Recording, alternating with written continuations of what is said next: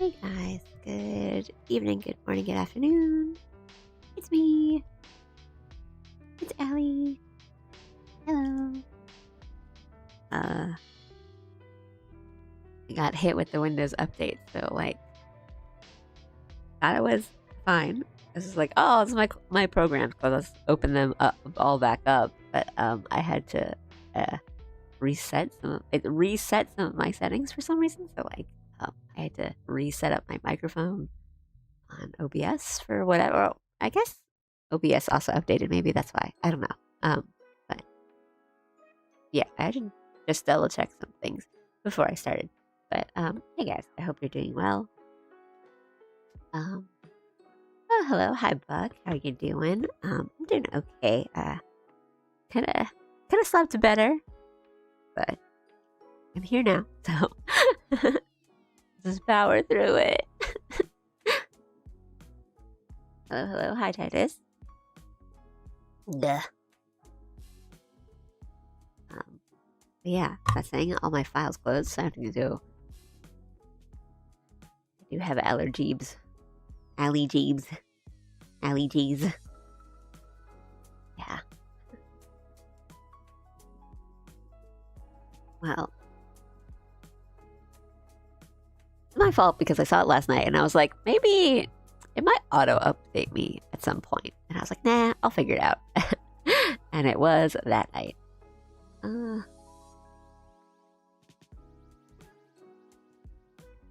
Yeah. So let me open those files again. Today is an art stream. I'm probably gonna just hopefully do work and important stuff and hopefully stay focused. And do those things. So first let me open some of them up.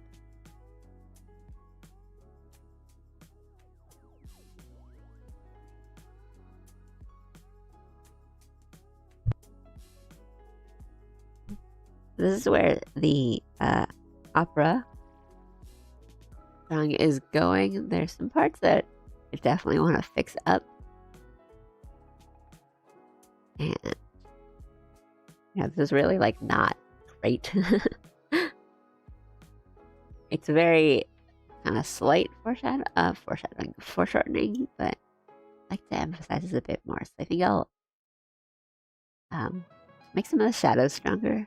And it's really close to being finished actually, but I don't know if I want to finish it on stream because I think I want to step back and look and just make sure I'm not leaving anything out. Because I'd like to send off at least a first finished path today. So we'll see. Thank you. We have Ali Germ. The only remedy is a heaping helping of Jim. Okay. What about me? Hello. No, I am not using Blender. I know you can do some 2D stuff like 2D animation on Blender, which I actually haven't tried, and I really want to because I've heard good things about Grease Pencil and the 2D animation on Blender. The program I'm using right now is Clip Studio Paint. Which is more of an illustration program, but you can do animation on Clip Studio, which is what I do my animation on, actually. My 2D frame-by-frame animation. I have used Blender a little bit, and it's mostly just the same old tutorials that everyone does. I can't say that I am good or skilled or anything at 3D animation. I've tried Blender.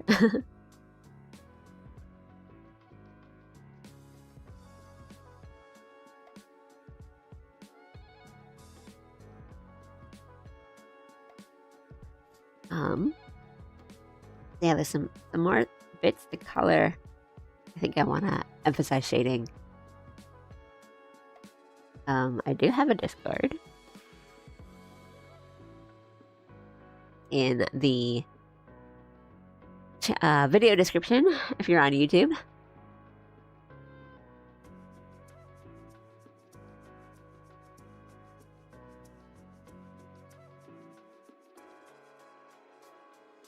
Yeah, if you're on YouTube, it's on the video description. There's a link. Oh, it doesn't work? Come on.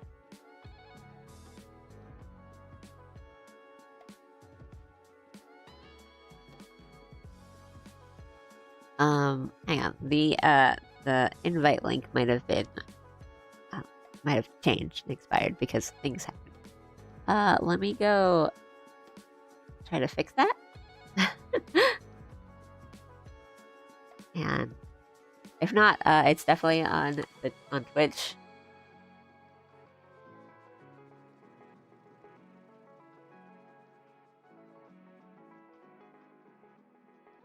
Lack of smiles. Aw. Oh no. Give me a second.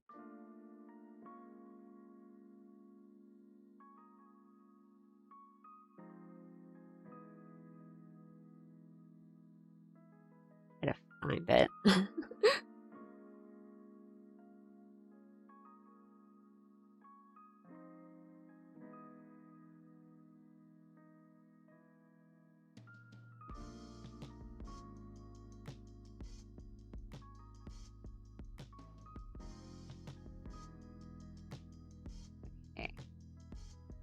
Okay.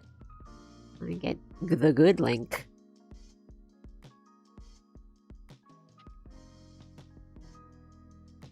Hopefully, let me. Is YouTube gonna let me? Yeah, I know. I know. I am fixing it now, and that's what I've been talking about doing.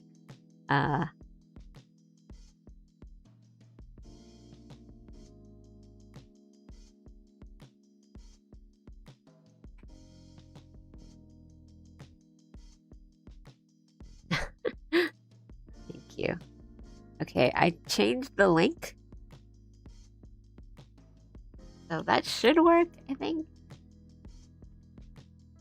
If you refresh, there should be a new link and it should work. If not, if it continues to not work, I will just post the link in my chat, but I'd rather not do that. And if it doesn't work, then you can go to the Twitch channel. There's a link to the Twitch channel that definitely should work. And on Twitch, the links work. And there's also a chat bot and stuff like that.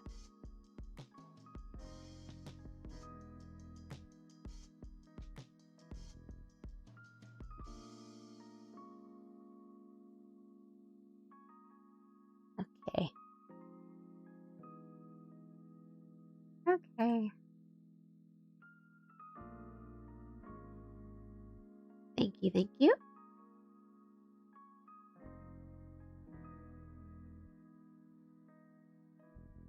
What?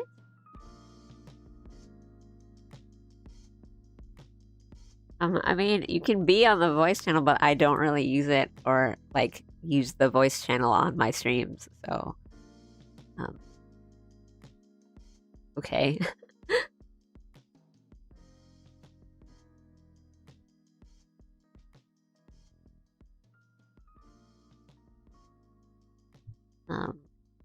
Yeah, there's some more I need to do on this drawing.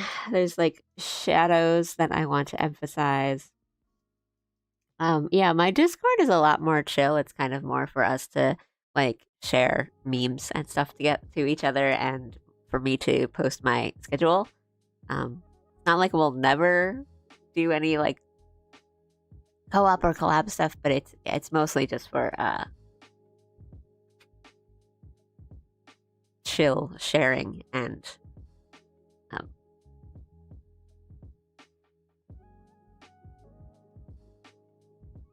me posting news and announcements and stuff. There is an art channel, like post your art sort of stuff channel on there, but it's not used as much as I would like it to be.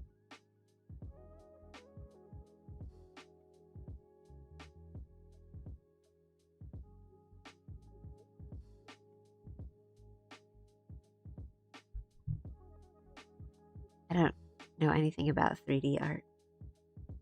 Or, well, I mean, I've told you my experience. I've tried out Blender. I'm not good at it.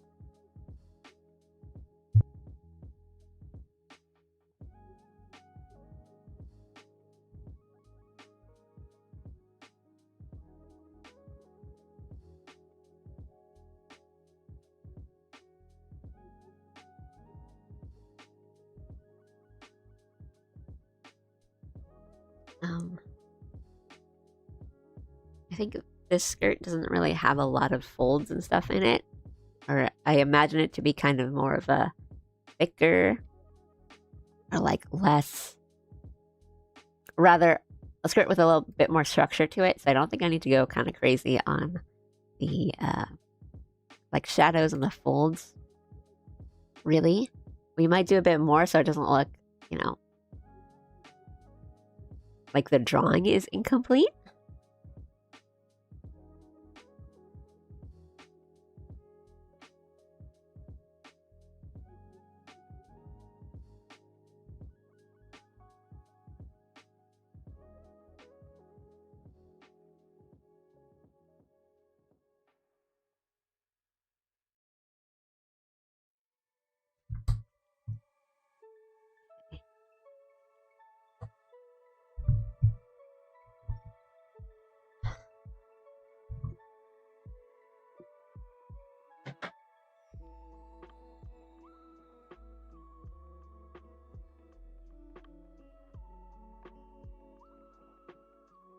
Let's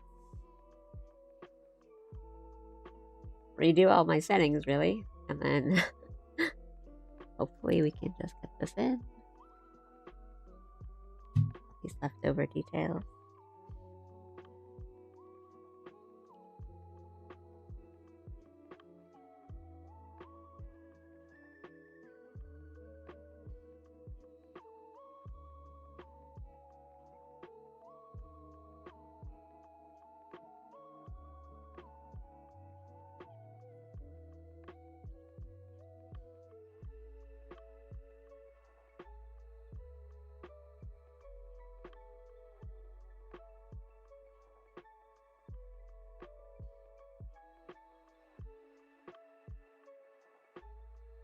And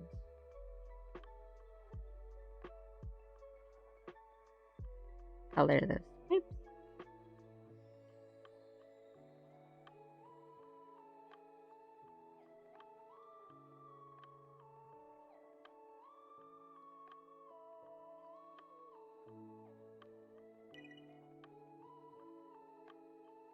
Oh, hey, thanks for the raid.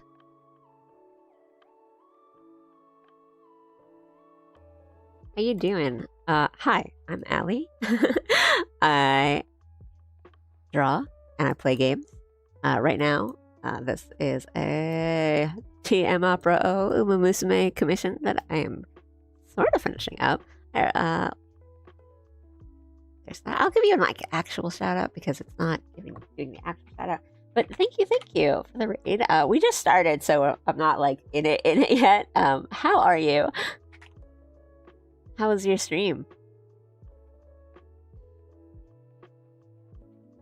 Thank you. There you go.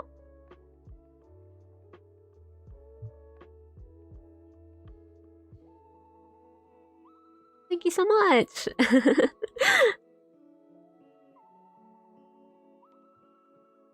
Yeah, we're just doing some drawing today, and we might, or not might, we're probably definitely going to be switching around and doing some other files and just kind of like getting some work done across multiple files. This is a commission I'm working on right now. I'm kind of close to being finished, but there's some details and some coloring I still need to do, and I'm leaning towards doing it like more off stream, so I'm not missing anything or getting distracted by, you know, reading chat or anything before I send it off. There's some art on my end. Nice. Good to be productive. Let's get some work in.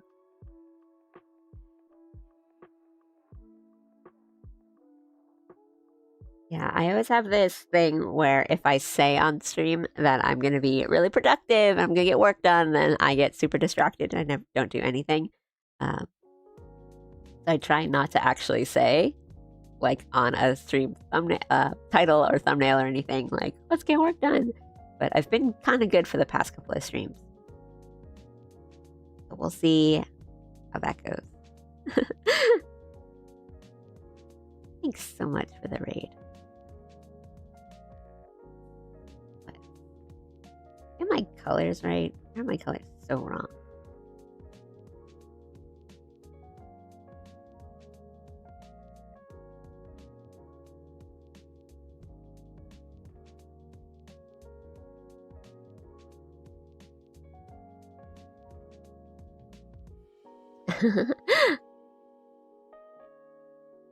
Hey, the people on Twitch have been really nice to me for the past good while. So maybe it's the YouTube side that needs to pick up the game.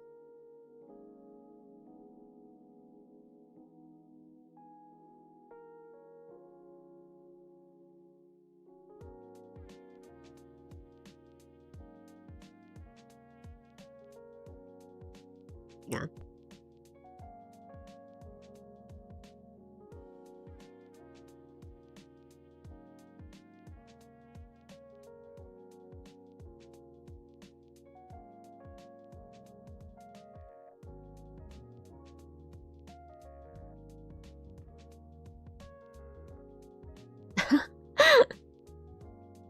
Like the gold. Thank you. I always worry that I kind of overdo it, but I mean, this character is very flashy, so I think it's okay if we overdo it.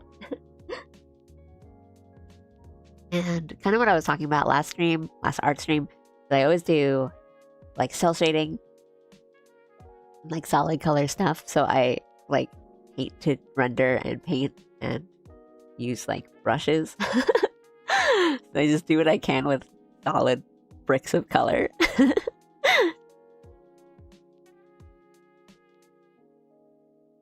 I'll have to like mute in every now and then while I sneeze.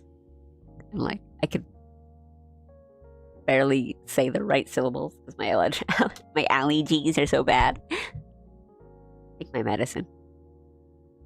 Give me a sec.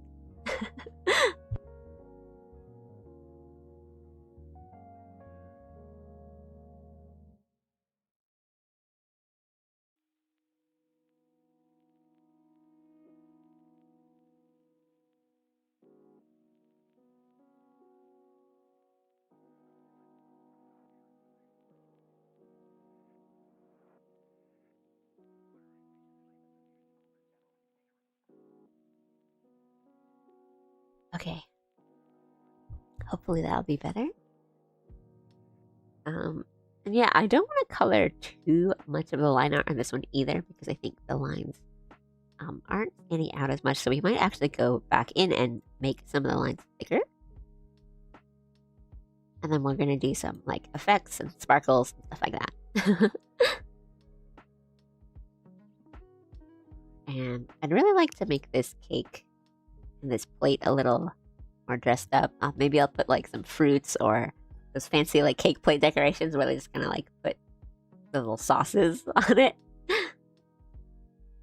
Or like they do like the little chocolate designs on the plate. And then I definitely forgot the tail. And I think there's some other things like a belt and some other accessories that I decided to draw in later rather than do line art for them.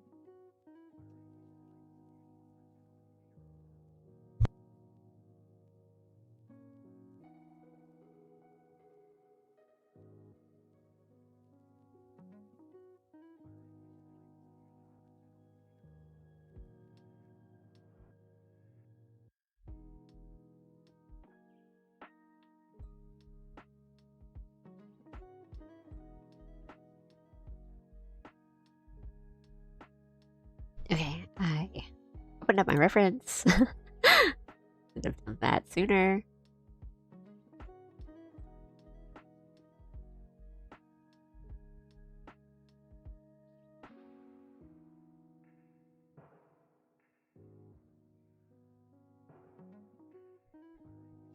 And let us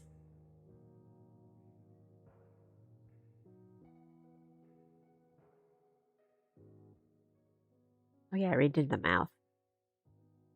Let's draw in some of the accessories that we left out. You too. Do this.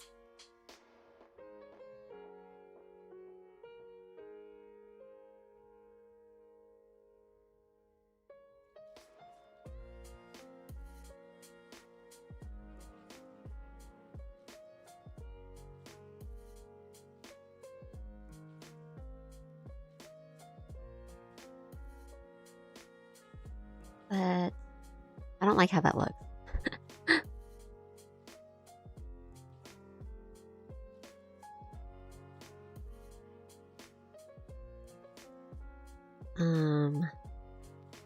Does the game model do this?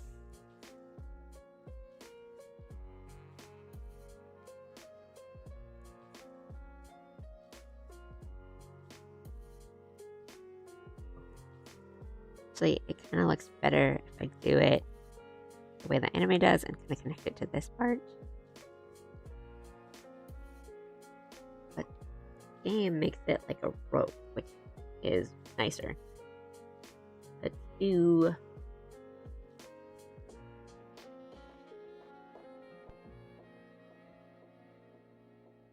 this.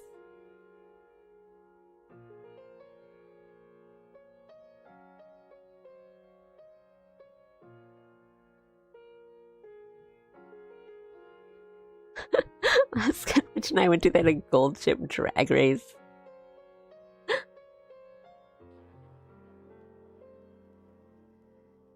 That's kind of fun.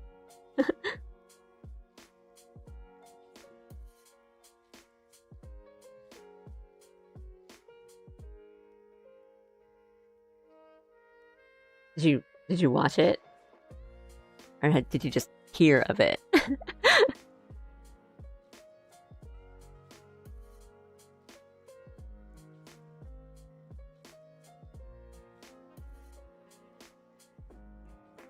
That looks better.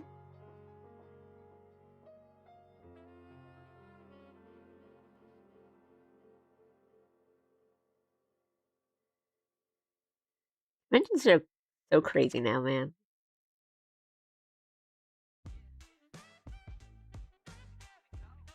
Participated and got destroyed. Not even a spectator participant. Was it fun? That's crazy. Haven't been to a convention in so long.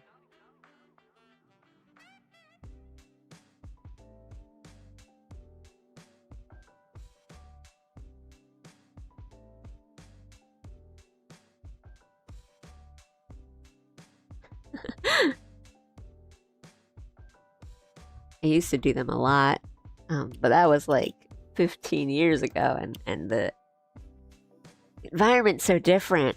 When I see people's like artist alley tables and stuff now, I'm like, that's it's a whole different game.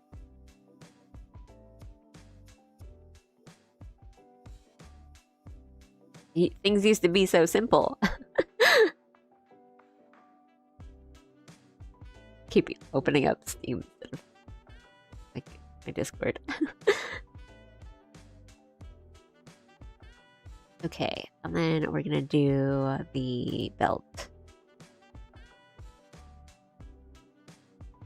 I don't have any fancy brush for the belt or anything. We're just gonna have to draw it in.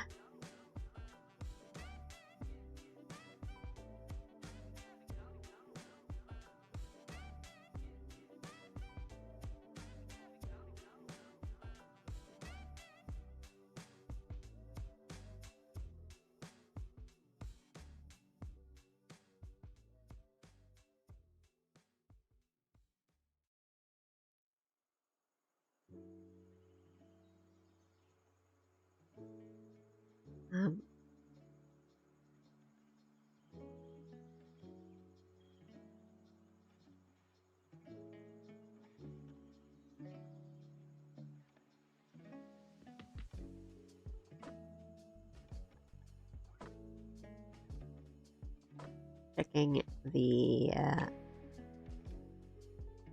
width, I guess, of how big I want these little parts of the belt to be.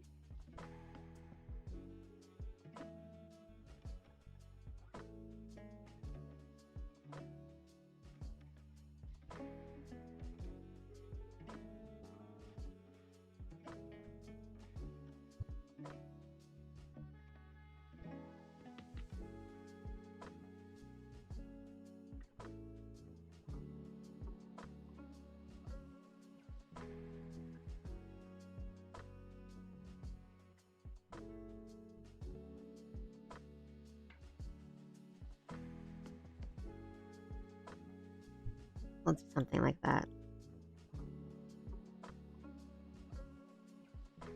I don't think it really needs to get like be flying around, but like this shape.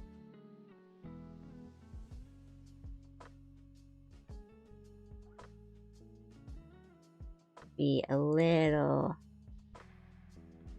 more around the skirt, believably around the skirt.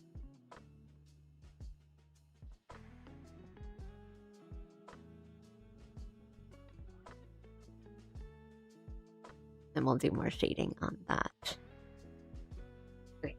Artist alley is my weakness. Don't think I've left with less than 10 posters. That's how it is, man. You always think like the dealers hall or the dealers room or whatever they call it, like the thing, there's the merchandise area is going to be the thing that gets you, but it's really the artist alley.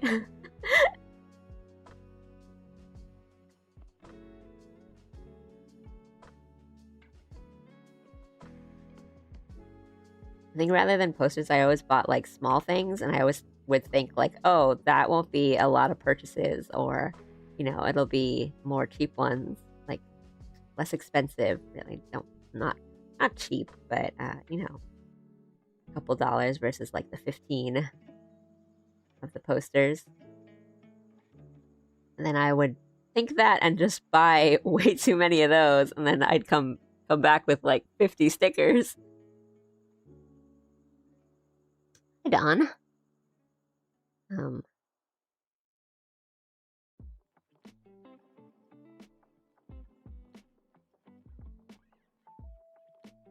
It might work if it's a little bigger like that.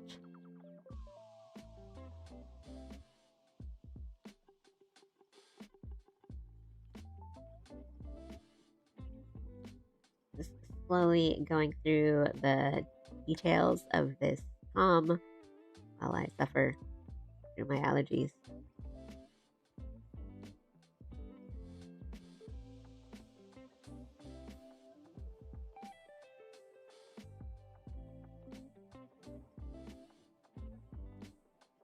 Like, I sort of miss doing Artist Alley, but also I remember the days just being so long.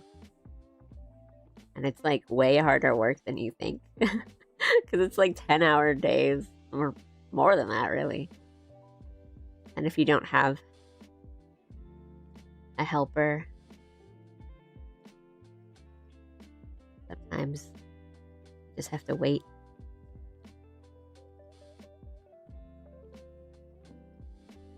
Or like the times I did have helpers, I would feel really bad of like, oh no, they're using their fun convention time to work at my booth.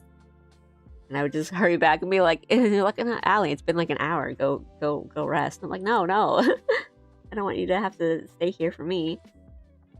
I think the hardest was like, it's hard to get food at conventions sometimes, and it's like even worse when you're an artist.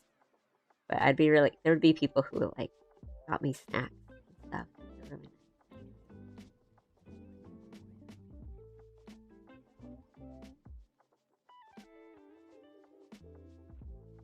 I've been given gifts and stuff at artist alleys. Been nice. Never really in the area, you know. I guess that's the main problem. How's that? Okay, probably okay. The artist alley. Buy 2 get 1 free booth hates to see me coming, or loves it.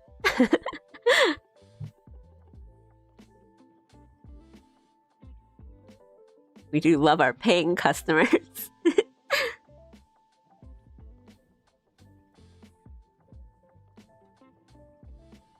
It's fun though. You get to like, interact with people and stuff.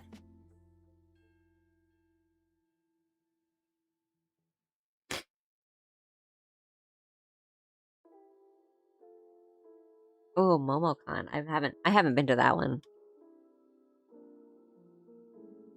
No, it's a fairly big one.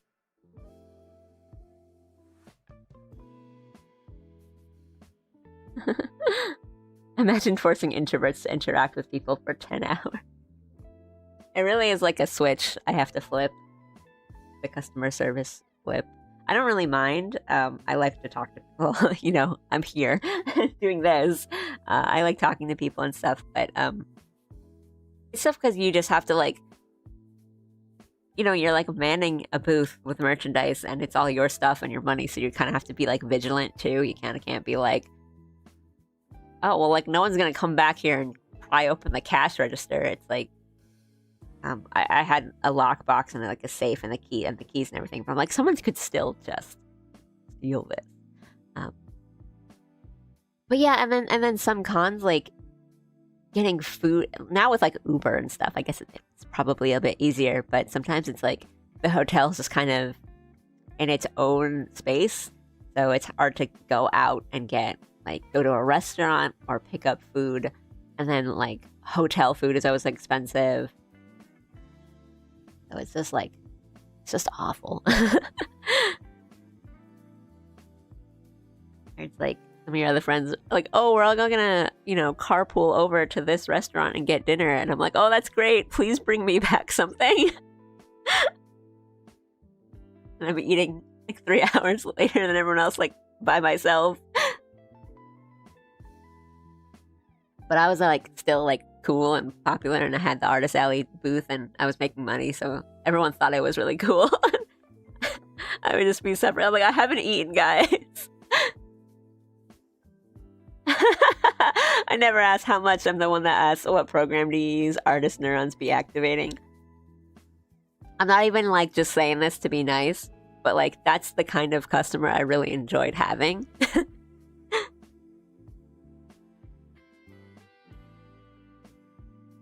And not even necessarily because like, oh, they don't care about the price. It's more like because you get to talk and have a conversation and talk about like art and drawing and all that stuff, and rather than kind of being in like salesperson mode of like, oh, they're asking how much. If I say what the price is, then like if it's too much, are they just gonna leave?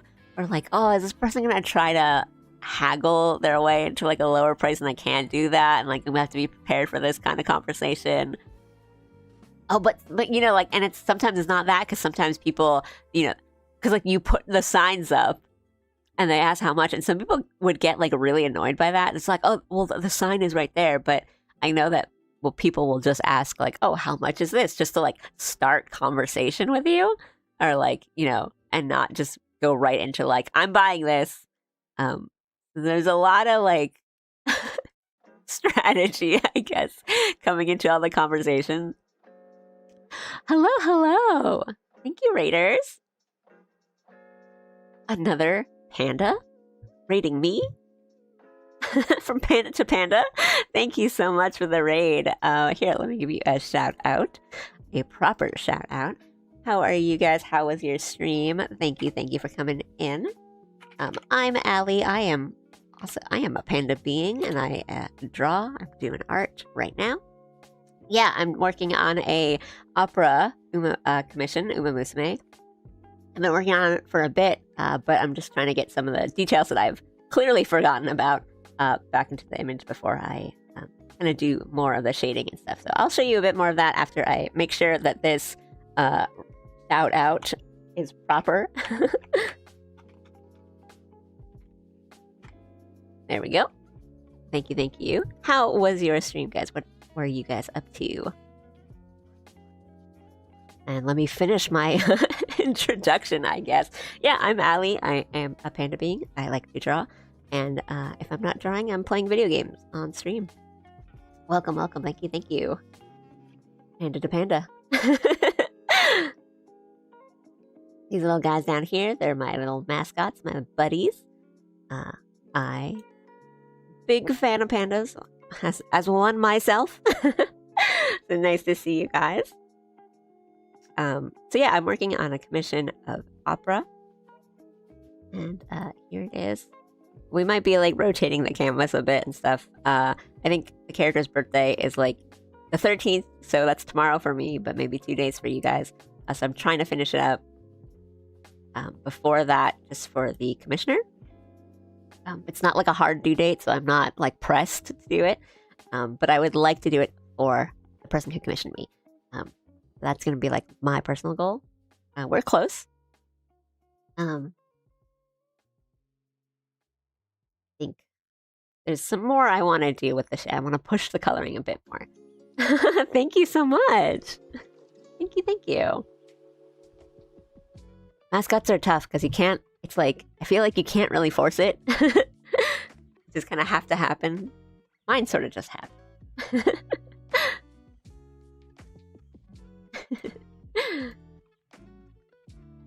So welcome, welcome.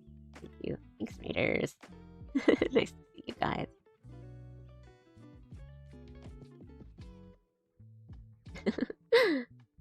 How was your stream? How'd it go?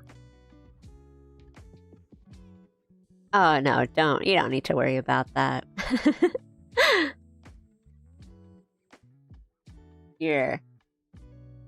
I mean, I know how that feels because I'm like that too. I'm like, oh, I need to up my stream game. I don't have all these things and I need custom alerts and use my channel points and all that. But I think, yeah, it's more like I just don't want to force it. I want to have something interesting, I guess. But doing some art as well, taking it easy. Nice, nice, nice. A lot of art to art raids so far. I think I'll probably do one at the end of this too. But yeah, hi Sheriff, howdy howdy. Good night, Buck. I hope you get some good rest. I bestow good sleeps on you. But yeah, I started with a border just because I thought like it could use one. But like when I do game streams, I had an overlay, but I decided to just take it off because I started playing a lot of games that were kind of like darker, as in like physically, I guess. Like the screen would just be dark, and then my overlay was really bright, so it started like hurting people's eyes, or like you couldn't really tell the details of the game. So I just took off my overlay. So sometimes stuff like that just happens, where you spend a lot of time trying to make something like nice, and you're like, oh, my stream looks nice now, and you're like, oh, it doesn't work out. We got to take it off. So don't stress too much about it. And also, I'm stubborn and I like to make all of my stream assets and stuff like that. So it takes me a long time to like finalize them and be like, okay, I'm satisfied. Let's put this up. Thank you for the follow. Oh, right. Yeah. Okay. Sometimes it's like, I could just go and use like a free one, or thank you. Thanks so much for the follow. Or a free one, or like use one as like a placeholder. I'm like, I want to make it. I want to make it. So yeah, I will just do a little self promo. All the assets on stream are done by me. So the like little mascots, the name, logo type thing, the border, and my model and the animation on my model, all done by me. Also, sorry, my seasonal allergies, like my pollen allergy, is really bad. So my voice is a little stuffy. How is the drawing going? It's going okay. I think I'm closer to being done, so I'm going slower now. I'm like kind of pumping the brakes and making sure I don't overlook things, because I just realized that I forgot some of the details, like some of the accessories. So I'm drawing them in now. Thank you, thank you. It's also a commission, so I want to make sure that it's really good.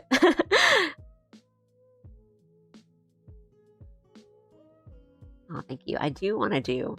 I've had ideas floating in my head for a bit for some new animations. I'd like to do that, but I need to be good and get my commissions done first. Fallen got me too. It's bad. Like, I don't know how it is over there, but here it's like really bad. And I've been mentioning to my stream and chat a lot, but my weather app on my phone also has like a pollen count forecast type thing of like telling you how bad that your allergies are going to be today, and every day it's like the icon of like a bomb or a demon.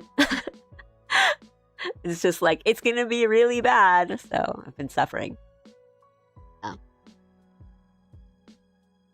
I wouldn't wish pollen allergies on my enemies, or maybe, I don't know, maybe if I really hate them I would. It's just awful.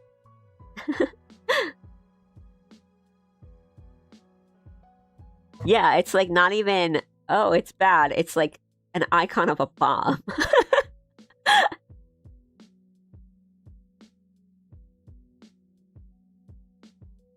Or like the like the devil horns emoji. It's like, oh, okay. I guess I'm gonna have a rough day today.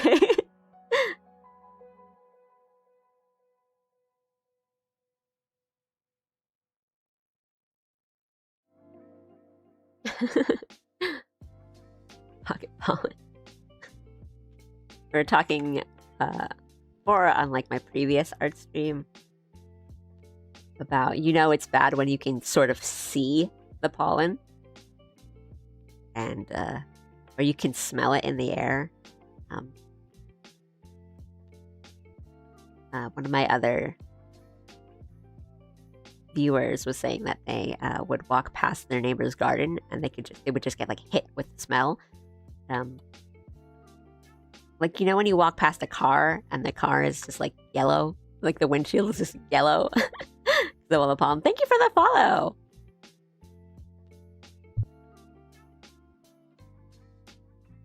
Thanks so much, guys. So many follows. Thank you. I have been wanting to do more art streams lately, so we'll probably do a bit more, especially since I've finished one of my games recently, Sekiro. And the other game that we're doing right now is Fallout New Vegas, my first time playing a Fallout game. But we're in like the DLC now, so I thought I'd be able to finish the game pretty soon, but now I'm doing all the DLC, so it'll probably take a bit longer, which is okay. I like to take my time with games. But we'll probably be doing other games soon, but because I'll be busy around the end of the month, and I'll probably have to stream a little less, I don't really want to start a long game just yet. I'm still thinking about what my next big game will be. We might do some shorter or like one-shot kind of things later this month. But tomorrow, I'll be mentioning all this again later, so don't worry. But it's starting to sound like my end stream talk. Tomorrow, I'll be doing Pokopia, if everything works out, which I'm already like pretty, I wouldn't say deep, but I've been playing a bunch of it. I just recently got a capture card, so I'll be able to play some console stuff. Switch games and some things on the PS4, like Bloodborne, maybe. I don't know if I'll actually stream Bloodborne. It's just like the one console exclusive I have on my PS4 that I can think of that's like, I have that, I can do that. Because a lot of stuff I have on the PS4, I ended up getting PC versions of them, like Sekiro. Or what else? What else do I have? What else do I even have? Like Death Stranding. I don't really want to stream Death Stranding though. Oh, maybe like Ghost of Tsushima. I haven't played Ghost of Tsushima yet. It's been on my list for quite a while.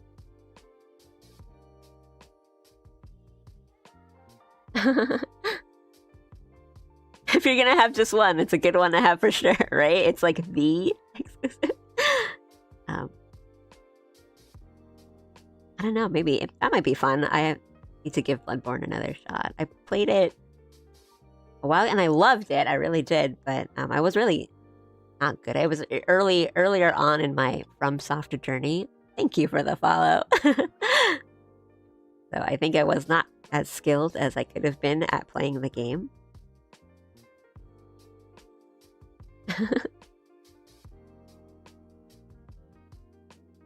But yeah, like the art, I think of, I'm a big FromSoft, Soulsborne, Souls-like, etc. All the terms that we use now, fan.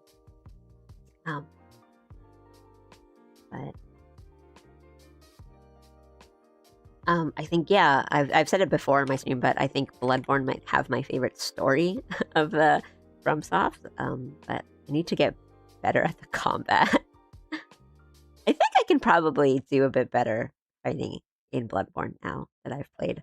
I've got a little more experience under my belt, and doing the riposte, like a parry with a gun, is such a cool mechanic. So.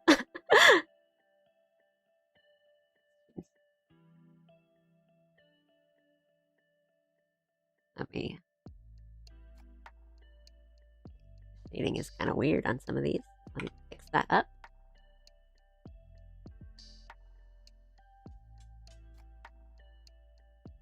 Bloodborne's a good one.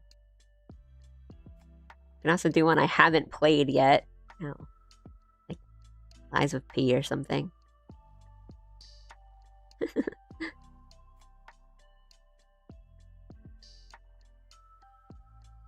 Ooh, thank you, thank you. Is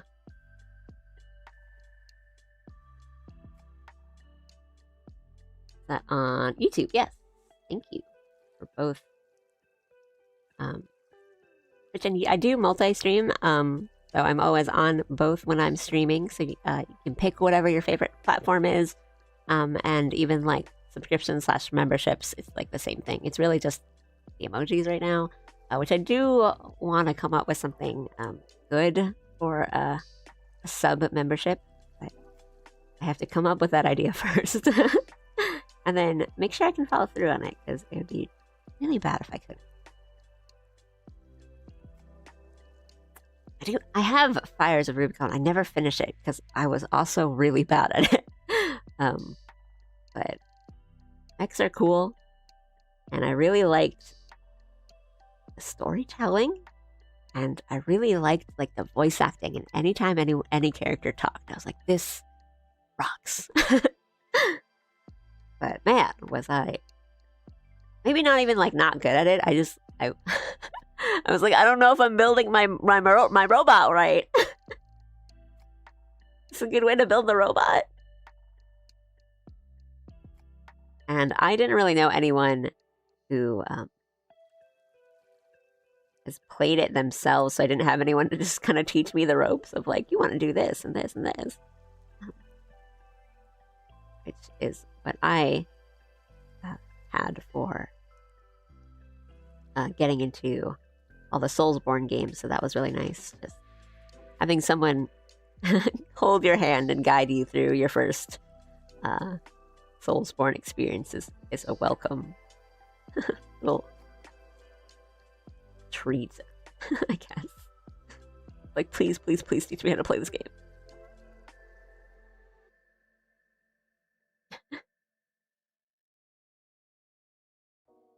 Yeah, I definitely want to get back to it because I did really like it. Oh man, like the tutorial helicopter. I remember like the first couple boss fights are brutal. Like even for it's a difficult FromSoft game. It's just I was like, what are you supposed to do with this guy?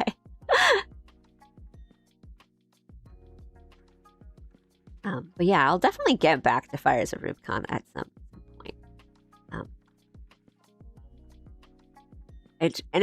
It just has like aura, like it has a really cool vibe to it. I enjoyed the like FromSoft kind of flavor onto these characters with American accents and are speaking more modern, and I was like, oh. Whoa. I haven't even gotten to like some of the big parts, but I know that Rusty is my boyfriend. So. That guy.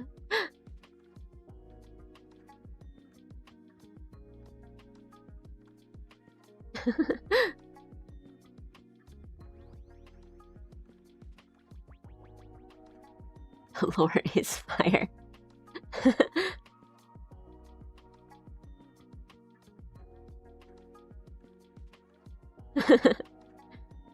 Yeah, no spoilers, please. But I'm excited, I guess. So yeah, I know.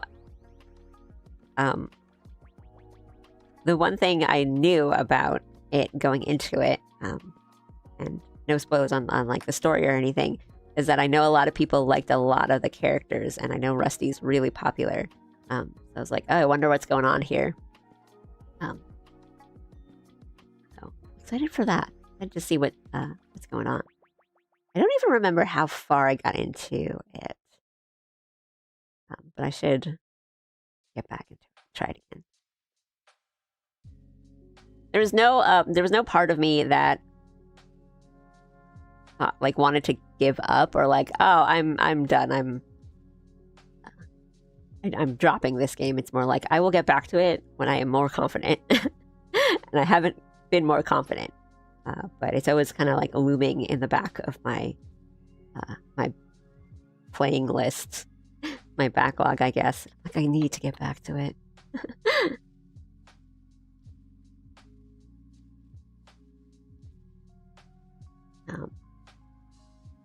But yeah, well, I'll still need to think about what my next big game is, because we did finish Sekiro for my February game.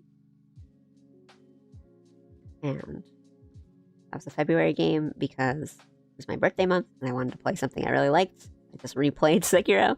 And then Fallout was kind of a surprise because I watched like season 1 and I'm like, oh, the setting is really cool in Fallout, and I didn't know it. I didn't know what Fallout was about.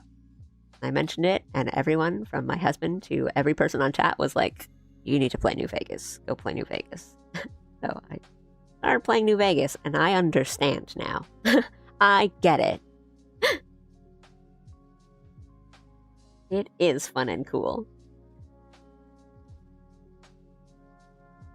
And then off that, the joke for me has been that I've been going back and playing all the games that I didn't play when I was a teenager, but all the guys around me played.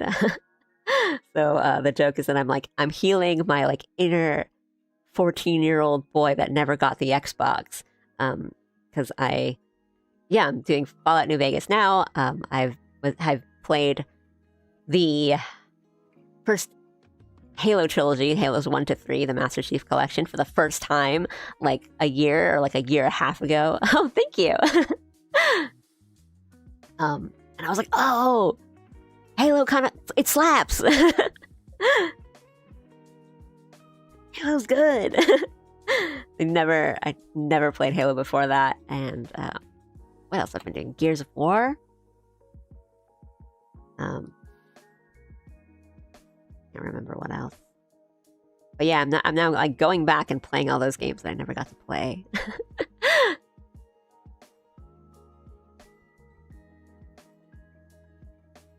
So there's a few more that's on the list. Like I haven't played any of the Mass Effect games, which I guess is a little different than like, you know, the teenager on an Xbox experience. But Assassin's Creed, I've never played an Assassin's Creed game. I didn't have an Xbox. I just had all the like Wii and like Nintendo consoles and PlayStation consoles. We weren't an Xbox family. So the only times I've ever played any of it was like if I went over to a friend's house. They're like, "Oh, let's play Halo, like multiplayer." And I'm like, I don't know how to play this game.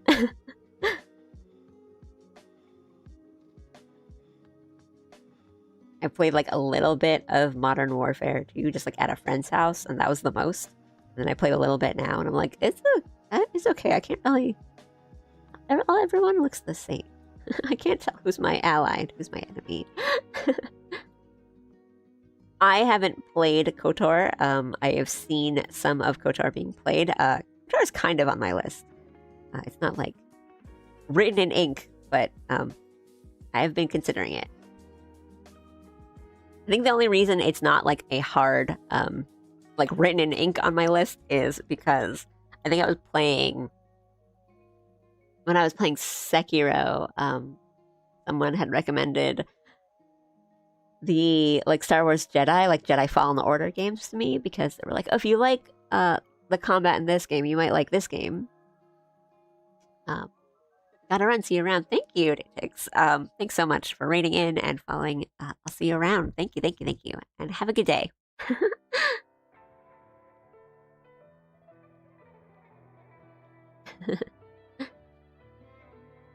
Ooh, sorry, I missed a couple. The best part of being an adult is having adult money and going back and buying all the stuff you missed out as a kid. Yep. Toys for adults. Toys for adults. Yeah, back to what I was saying before. Like, I didn't want like 3 Star Wars games on my list. So I think I was trying to decide like which, like if I'm gonna put a Star Wars game, I'm gonna put multiple Star Wars games on my list. I'm gonna pick one that I really want to do and then go to the next one, and then like space them out.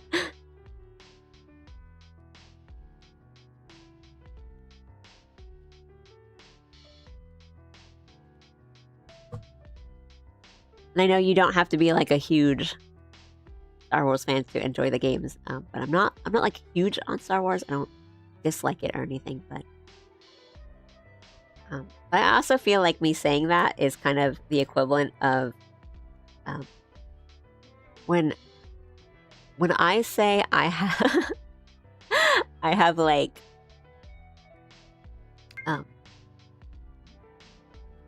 what?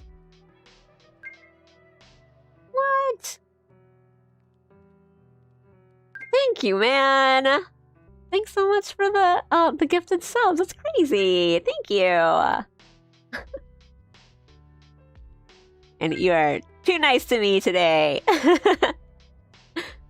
gonna give. Oh, I don't know if I can do it. I think I have to wait like an hour, or else I would have given you a second shout out. But thank you so much, man. Oh man, thank you. That's so sweet of you.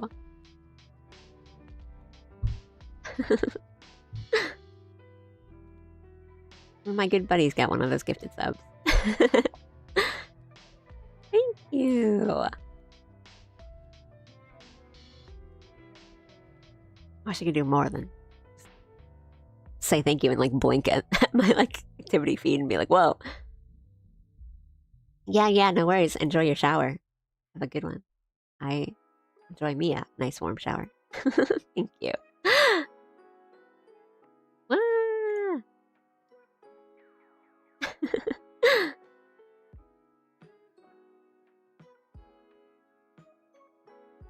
Oh, you guys, I totally forgot what I was talking about. Oh, Star Wars. Batman sub to me. Huge fan of the Batman the animated series.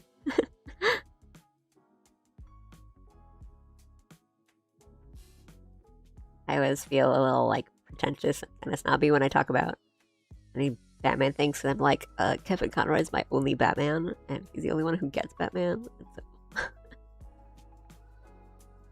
So. But back to what I was saying about Star Wars is, I like when I say, oh, I'm not like really into Star Wars, it's not because I don't like it. Like, you know, I enjoy Star Wars, but I know people who are like really into Star Wars. So it's kind of the same thing. The same feeling for me as when I say like, oh, I'm not really into musicals. I don't really go out of my way to watch them or anything, but I always enjoy pretty much like every musical I watch. And it's fun to watch musicals. It's just like, I know theater kids, and I was friends with all the theater kids in high school and everything. And when you're surrounded by people like that, it's like, and you're not like a theater kid yourself, you're like, yeah, I'm not like really into musicals, like. Because your basis is just like, you know, at level 100. And you might be at like level 50, but you're like, no, no, I'm not really. But I mean, I'm still like a pretty casual Star Wars fan, I guess, in retrospect.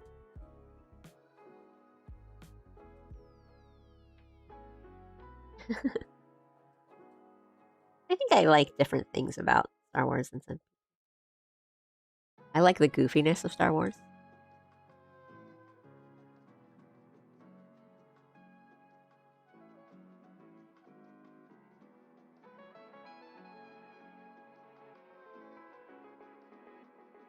I like the practical effects of Star Wars.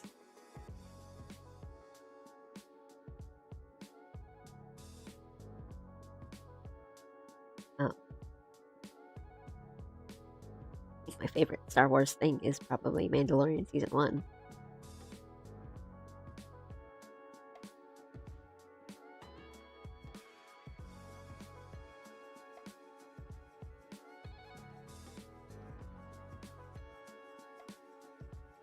The first two ones are Doom clones.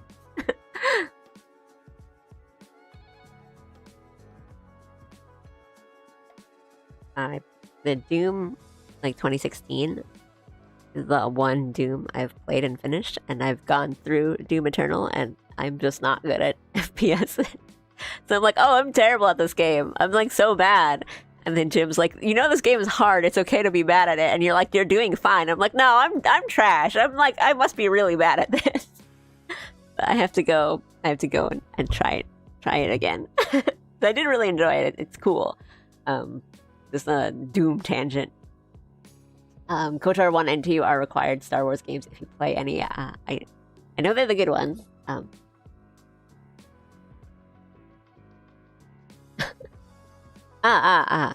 Classic Doom. Okay.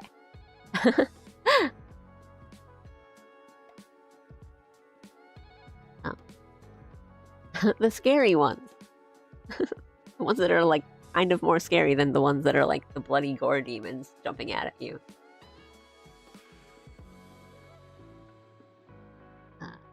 Dark Forces 1 and 2, Jedi Knight Outcast 2, and Jedi Knight Jedi Academy. Goodness. So many. What about pod racing?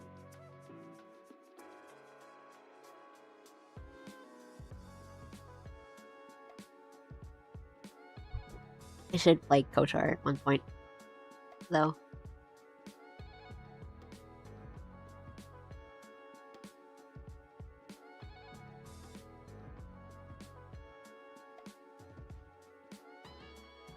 Let's do a bit more shading on the belt. Hello, hello. Nice to meet you. Welcome, welcome. Doing some art. Working on a commission. Going, admittedly, very slow. I'm also chatting, and I'm able to chat and do shading at the same time. So that's a victory. I'll take that.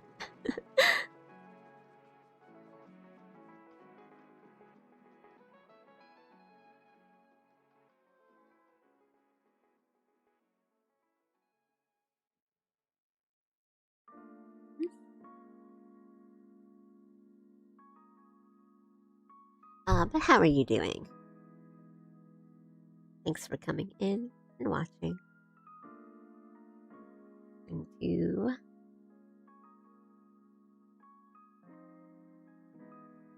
that.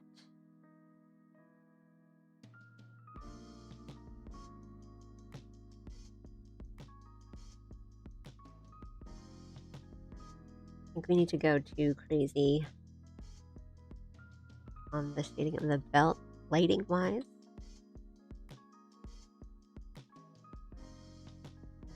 But we ought to have it in.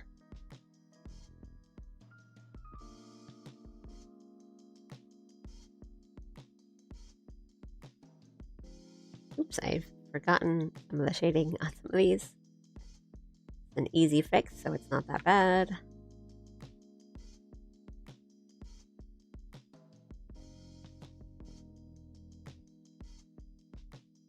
I forgot the shading on a lot of these.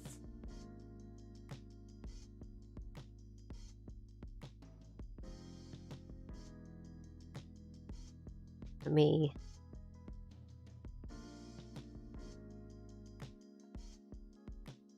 That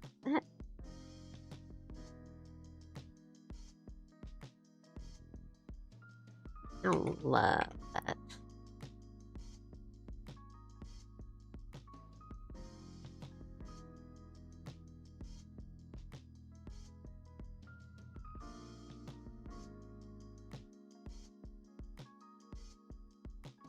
That there would be kind of better, I think. Doing well, just doing art too. Yours is very cute. Thank you so much. Good luck with your art. Hooray! Now we're like, maybe if I don't know, maybe you guys are also doing work too. I was gonna say we're officially a co-working stream now. Hooray! We're all being productive. Hopefully. If not, it's cool to just have me while you're chilling or playing some other game on your other monitor. Or maybe you're tucked in and going to bed. That's cool too. I like to be people's sleepy time content. Lord knows I need my sleepy time stream content.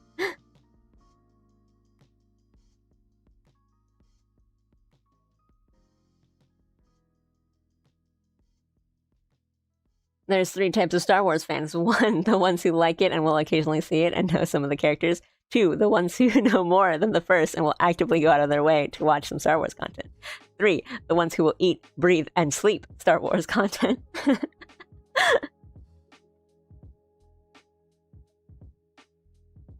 I know.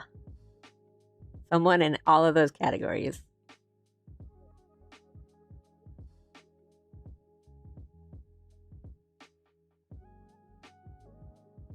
But again, I think a lot of the discrepancy is like rejects anything made by Disney. Right? Like some of my friends that I know that like really are like really into Star Wars are kind of like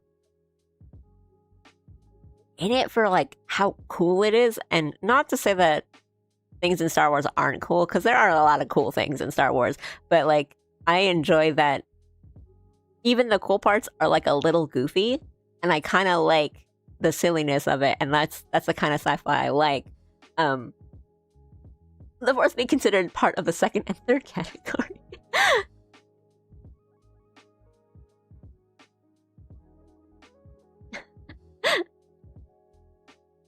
Well, I feel like if they reject, well, because there's people who like will reject anything past the like Disney, you know, like Disney ruined Star Wars, but will still watch the content and then be like mad about it, or won't watch it at all. Whoa, a super chat. How did my super chat not show up on the on my like chat, my stream windows? Maybe it's broken. I think like these chat bubbles were not meant for YouTube, and so it doesn't show like the YouTube emojis, or maybe super chats don't work on it either, so I'll read it out. Thank you so much. $5 super chat from Information Paradox. I'm trying to get Linux Mint running on a 2008 Mac Pro while I watch. How's it going? Is it like working out? Thank you for the super. I can say that.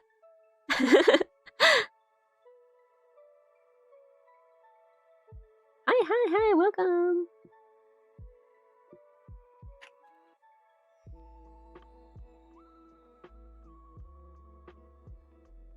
I like Googled it just to remember what it looked like. It doesn't even look that different from my own PC tower right now. It's got like, it's like white and it's got that like mesh on the front, but it's like cuter, I guess. It's like more honeycomb shape. But good luck. I feel like I heard another little bit.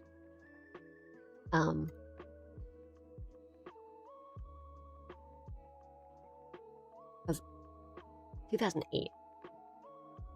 Remember when like IMAX, or were they IMAX? Like that stuff that everyone really likes now, where it's all like kind of semi-transparent. It's got the colors. We need to like fully go back and embrace like that look.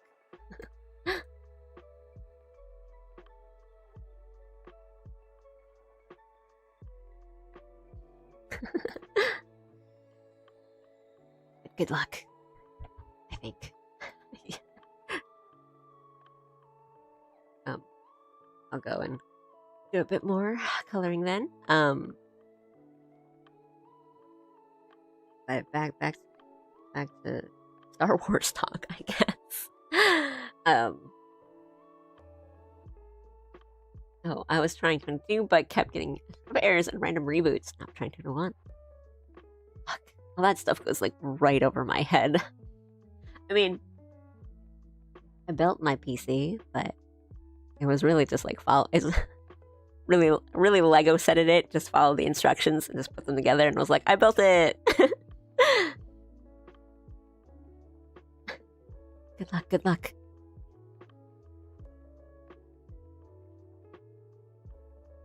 Is there a specific reason you're doing it? Is it just kind of for fun, like a project, a little fun project, or is it like you have a goal in mind that you're doing this for?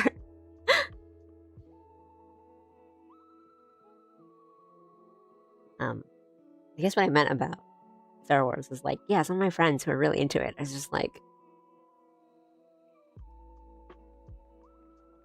I don't know, it's like they treat it like it's like the grittiest sci-fi out there, and I'm like, I mean, there's cool things about Star Wars, but there's really funny things, and I like the funny things.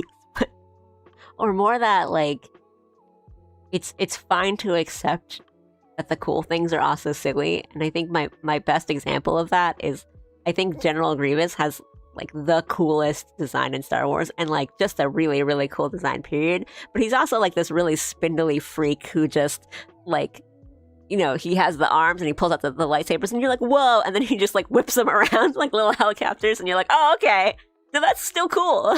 But I like the silliness. Like it's okay to accept that that's silly, but also at the same time very cool, and that's the stuff in Star Wars that I like, where it's like, I like that Grogu is just like this little doll that they turn around physically with their hands.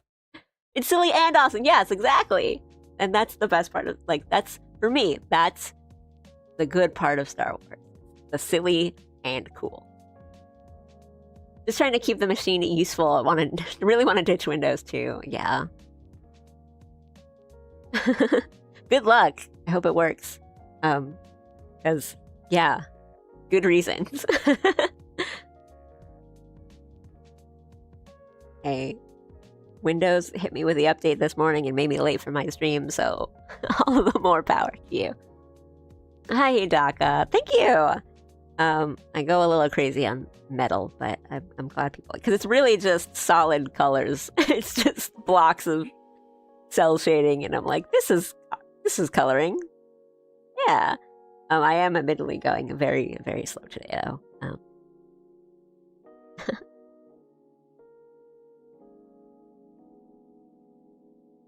Oh, the Gendy stuff, all the animated Star Wars stuff is just like,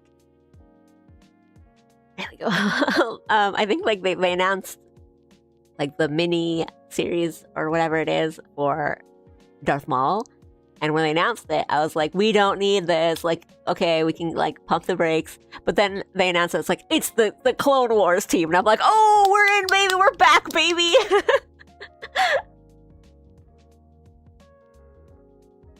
Exactly. Like, or maybe like gritty. Maybe, I don't know. Maybe gritty is like me doing a disservice to describing this, but like the image I have in my head is like they always buy like, you know, the Darth Vader kind of figures and stuff, and being like, he's so cool and powerful. It's like, yeah, but yeah, it's a space opera. It's got camp. Like, the camp makes it good. It's like, it's about magic laser beam swords and the Force, and it's okay. It's a space opera, right? It's fun. Oh, I love absolute nuisance Yoda.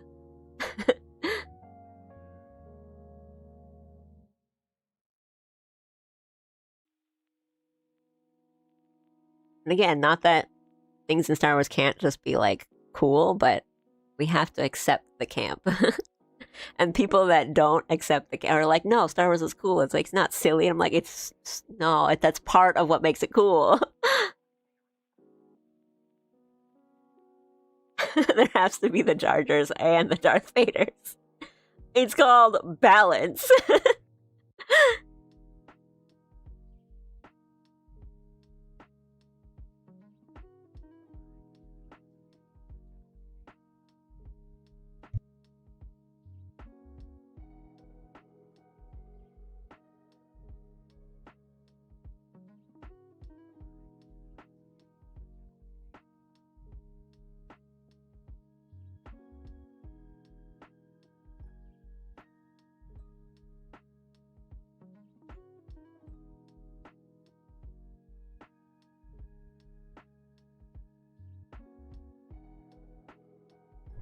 I mean, I guess my annoying Star Wars thing is that I'm always like, we don't need everything to just kind of tie back into the original. We don't need to talk about Skywalkers and stuff.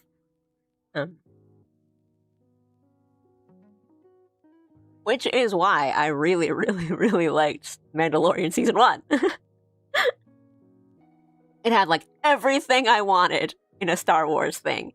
And then it got really popular and the other seasons happened. I'm like, I like this less. I still enjoy it, but I like it less.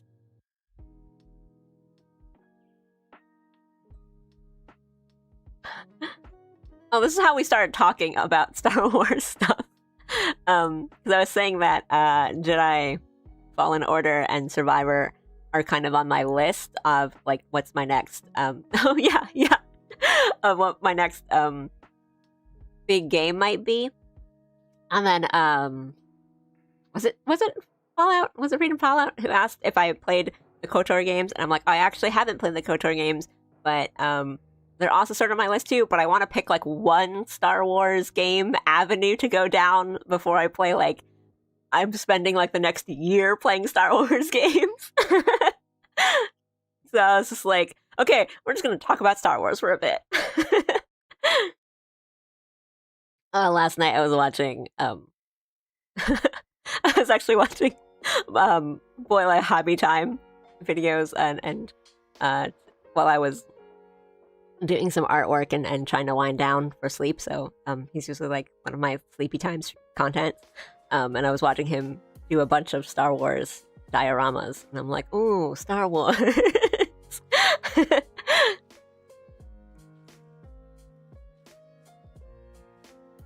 It's really like, I have to pick one before I start spending the next year playing Star Wars games. Hey Ryan, I'm doing good. It was a little rough at first, but we're doing good.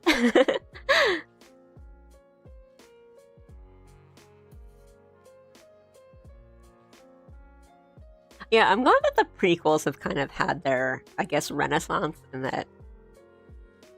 And also, I don't know, I guess maybe people not liking the trilogy has helped the prequels of being, of a sequel trilogy is helping the prequels being like, hey, these weren't as bad as we hate it, as like we make it out to be. But, right, I mean, there's reasons we all just like quote the prequels now.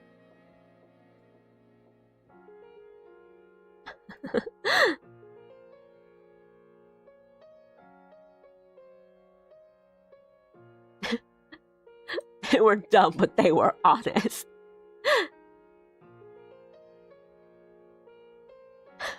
Yoda story. Yoda story sounds fake. I'm gonna be honest, it sounds fake. Ran on my hand-me-down Windows 95 PC when I was a kid.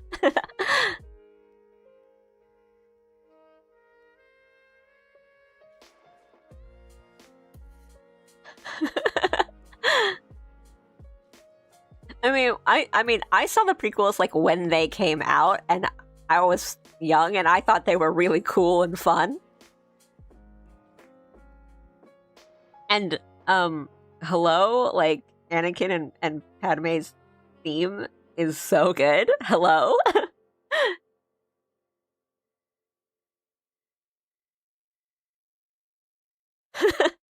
Okay, I'm googling this. I don't think that you're like making it up, but like a game for like Windows 98 called Yoda Stories does not sound like a real thing. Star Wars Yoda Stories. Platforms: Game Boy, Microsoft Windows. It has a 2 out of 10 on IGN, but it says 89% of people like this video game. Star Wars Yoda Stories is a 1997 adventure video game based on the Star Wars franchise. Yeah, I know that. Second and last title in LucasArts' desktop adventures series. Preceded by Indiana Jones and his desktop adventures. I'm sorry, is it actually called Indiana Jones and his desktop adventures? It sounds like that just makes it sound like Indiana Jones as like a character, like the professor is like trying to learn how to use a computer, and that's like honestly really good. Like it's one of those computer educational games that's like how to use a computer. Help Indy figure out how to use his Windows computer.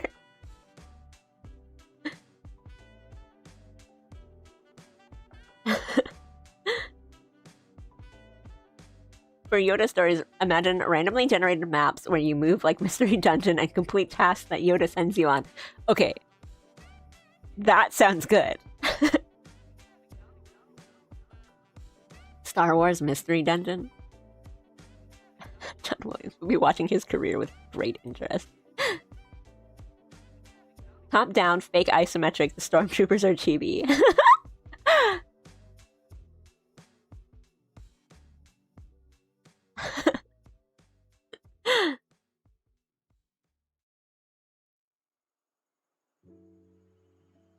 When you finish enough quests, you can unlock permanent upgrades like stronger lightsaber, an extra life to keep in your inventory. It was really ahead of its time. Okay, I have to find like, I don't know, like an emulator or something for this. It's like, Allie, what Star Wars game are you gonna play? Is it gonna be KOTOR or is it gonna be Jedi Fallen Order? It's gonna be Star Wars Yoda Stories.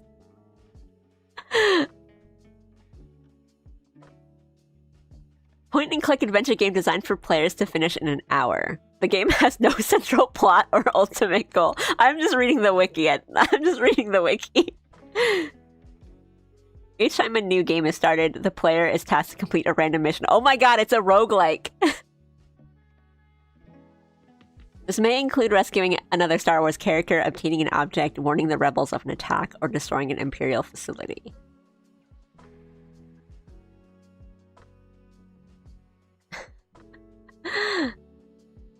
Okay, honestly, this does kind of sound ahead of its time.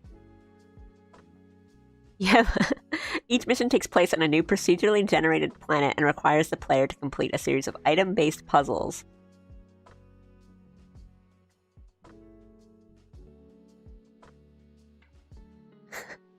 Once the final puzzle is solved and the mission is accomplished, the player is given a score based on their performance and may choose to replay the mission or start a new game.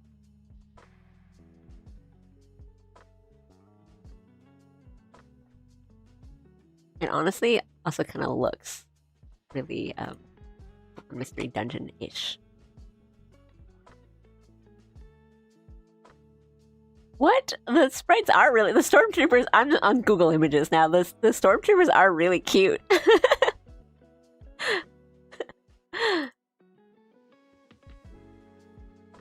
Oh my goodness. And on your like item, like your inventory, the Force is in all caps. Okay, this is the game they need to remake. We need to bring this back. This is... Today I learned.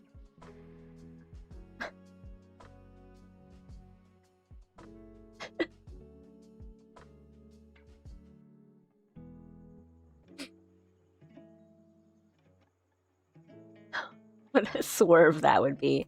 There was a Star Wars chess game. I have to go find that. Maybe that'll be the next gym stream. I'm gonna make him play the Star Wars chess game. He'll do it. It sounds so mean. Oh, the prequels are so quotable. Shadows of the Empire. I don't know if my microphone caught that, but Jim came in, saw the chat, and went, Shadows of the Empire!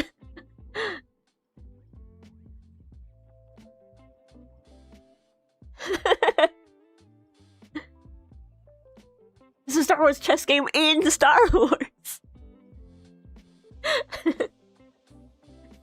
Playing a retro Star Wars game he's never even heard of. Randomizer logic. The other two... Okay, this is where it comes from. I skipped. The other two pivotal Star Wars games I played in elementary school were Shadows of the Empire and Episode 1 Racer. I had like the weird ones, like there was one that was kind of like Lemmings-ish, where you had like a line of the little robots, not the like, and you'd have to like lead them into stuff and make them do like little tasks. I don't remember what it's called.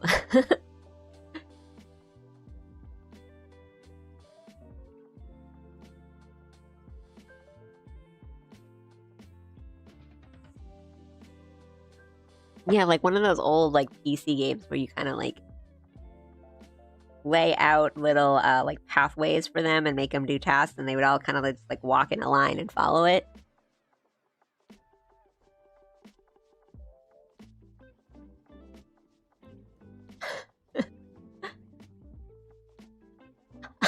Like, I've played like Lego Star Wars, and that's it.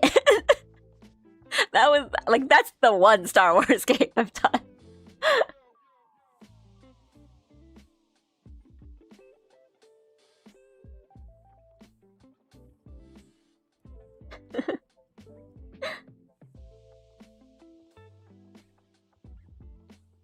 Yeah, I guess Star Wars is alright. Also me, Rogue Squadron Episode 1 Racer, as they performed me.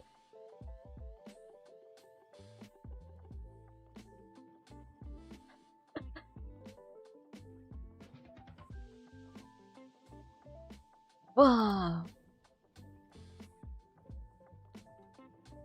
don't know, Shadows of the Empire now sound pretty cool to me. Now this is pod racing.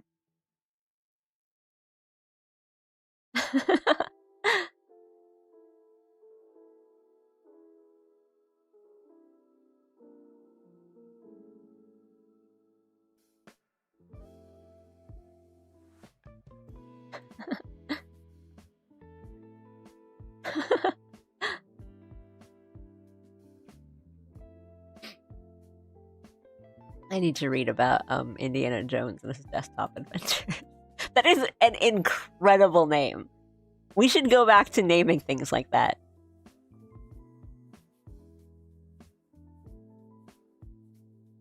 Made to run in a windowed form on the desktop to limit memory use and allow players to perform other tasks. An idle game. On the bottom of the screen, idle game, like, ahead of its time.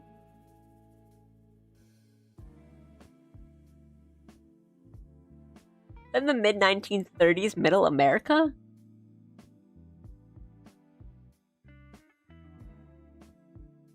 Plot size and direction of each game is randomly generated. However, each storyline has a pre-scripted resolution with 15 different types of scenarios in total, each designed to last for about an hour.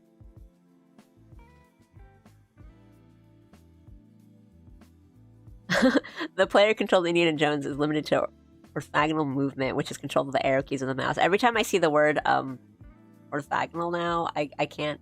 I think about the Sam and Ding Dong episode in Game Changer, where Zach Oyama pronounces it as like orthogonal.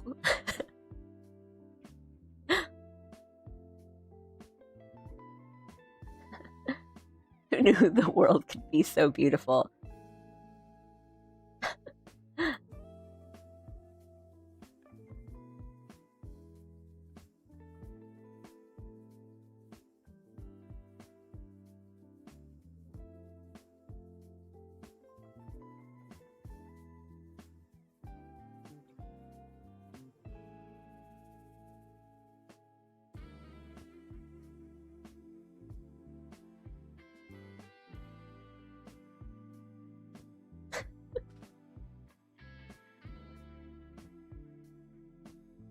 don't know. Indiana Jones's Desktop Adventures looks also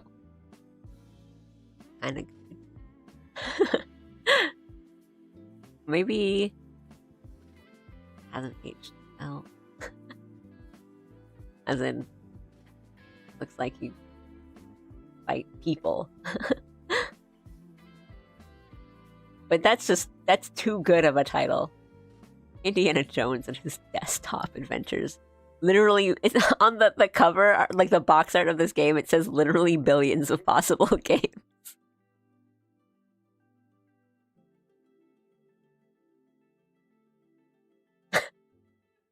I mean, Star Wars Yoda Stories is like one heck of a title, too.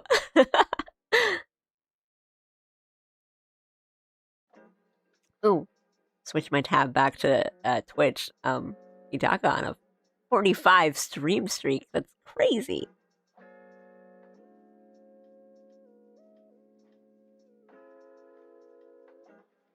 As we should all be, right? Right?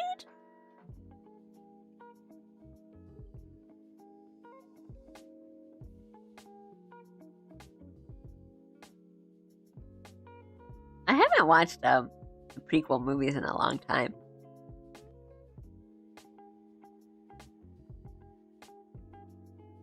Should do that. We'll watch along.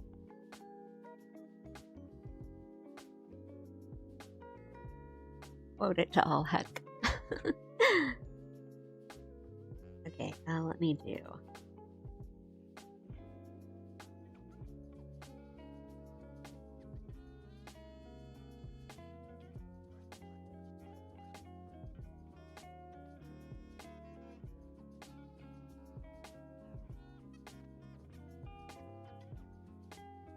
Fighting Nazis.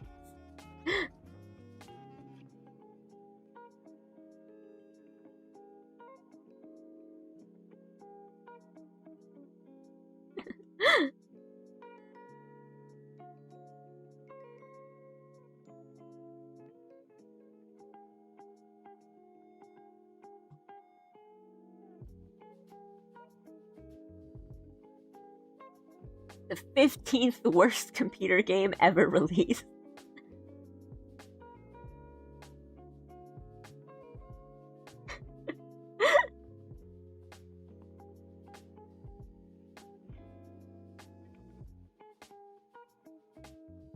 I don't know, maybe they are awful, but the descriptions of what you can do in the game, I'm like, wow. Kind of impressive, honestly.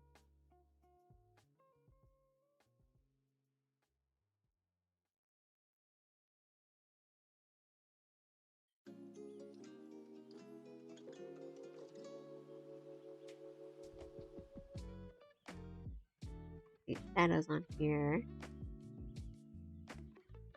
Make them a bit darker.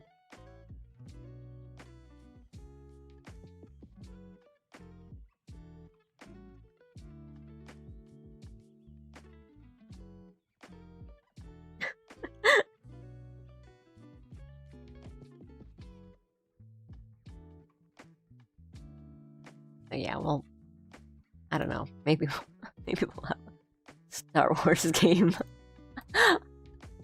on the lineup.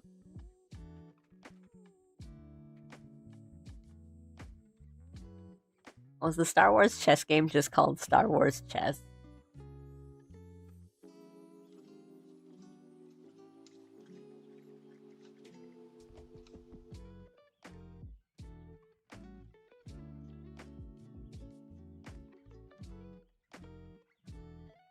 Star Wars Chess looks insane.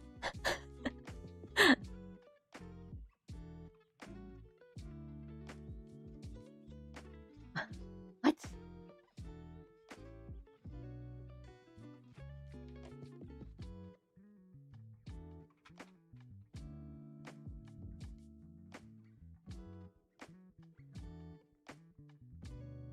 Why are they so violent looking? Why does this chess game look so violent? Like,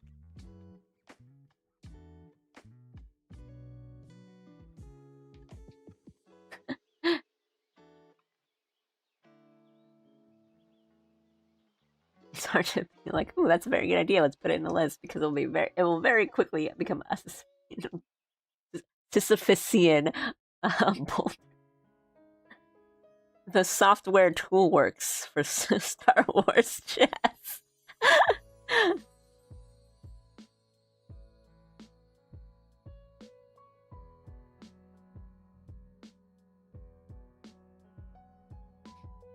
Short animated battle takes place when a piece is taken, much like the similar game, Battle Chess, which itself was inspired by the holographic chess game shown in Star Wars. Whoa.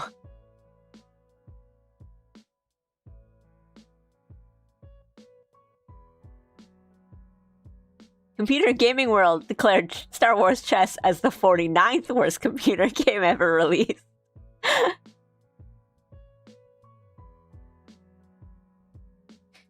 Mega Magazine giving Star Wars Chess a 60% rating, stating that chances are that if you take your chess at all seriously, you won't enjoy this.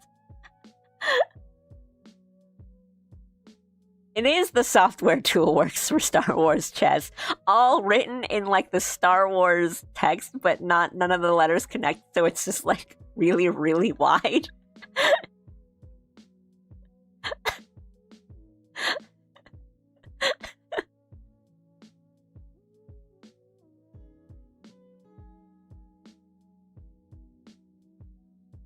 Battle Chess 4000.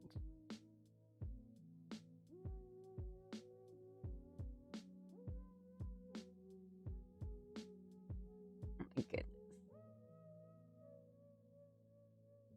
Didn't expect the PC game, like the 1997 PC game deep dive today.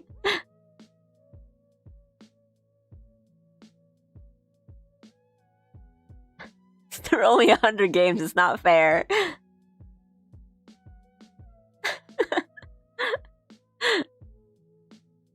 Did you guys have all that like the Sierra games and like I'm thinking of the wrong one, because there's also like this learning or this like encyclopedia kind of game or thing that you would like watch videos on, but I don't think it's Encarta, because I'm thinking about Encarta, like the encyclopedia thing, but there was a thing that was like, what is it? Oh no, those might have just been, I think the thing I'm thinking about now is just like educational videos, because I'm thinking about the thing, I don't remember what it's called, but like Tirzu uses the music in his videos. The that nasty little sax. Did I have Torrens Passage? Yes, that's what I'm talking about. I'm specifically talking about Torrens Passage. 3D Ultra Pinball and the Incredible Toon Machine. Never played King's Quest. There's also, I know we've talked about like the educational ones. You know, like Jumpstart and Math Blaster. And like the Freddy Fish, that company that did all those. Peasant's Quest. Didn't they make like another one, or like a bigger Peasant's Quest? Or am I thinking of something else? I have the point and click strong bad one. Or the Dangeresque one. Maybe we should do that on stream. The Rumisode Triangulate. I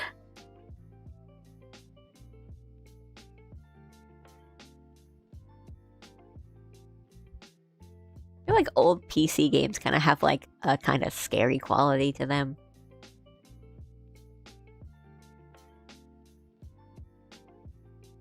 Like that style of rendering or something.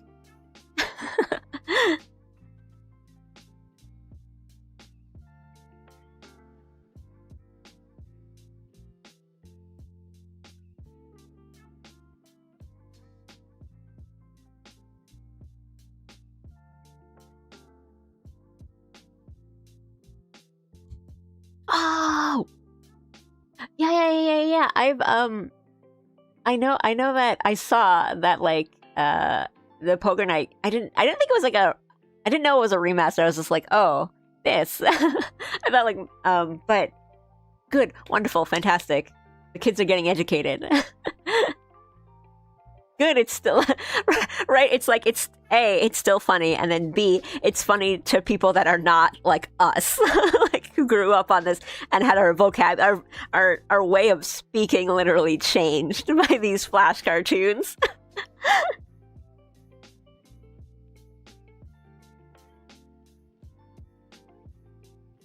I mean, they don't like update that frequently anymore, but even the stuff that they put out is still like genuinely really funny. And I mean, one of the brothers chaps like worked on Gravity Falls, so you know they still got it. But I think like the latest thing they released like was a song like let's go back to the websites, which I really liked.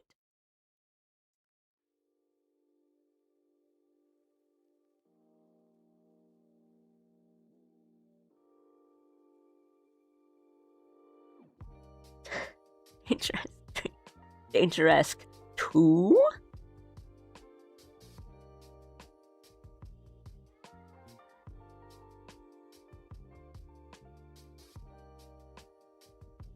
Looks like we're gonna have to jump is a thing that I do always say.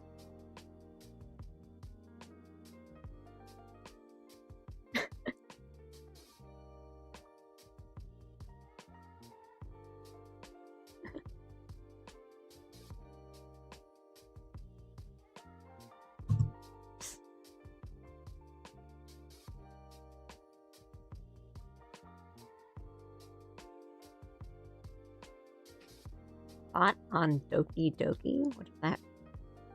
Like Doki Doki Literature Club? Like, what are you talking about? Yeah, a bit more specific. I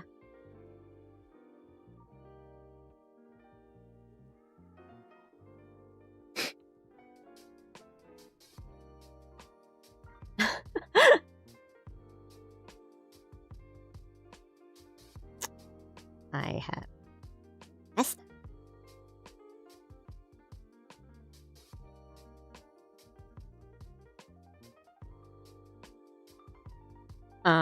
Thoughts on Doki Doki Literature Club. I think it's okay. I think it does some very interesting things. My kind of pretentious, admittedly pretentious take on it is that I think if you are more familiar with like visual novels and that the genre, it's not as surprising or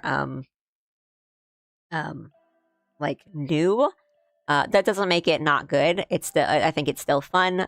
It does some really, I think there's some interesting things, especially towards the end that I'm always like a sucker for that kind of stuff of like what the game makes you do.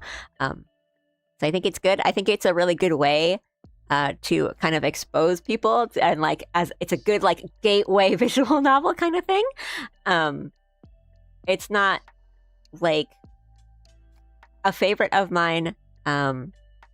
And I think it's not really the game's fault. It's more people's reaction to it of, right, there's always that sort of, the one that comes to mind first is,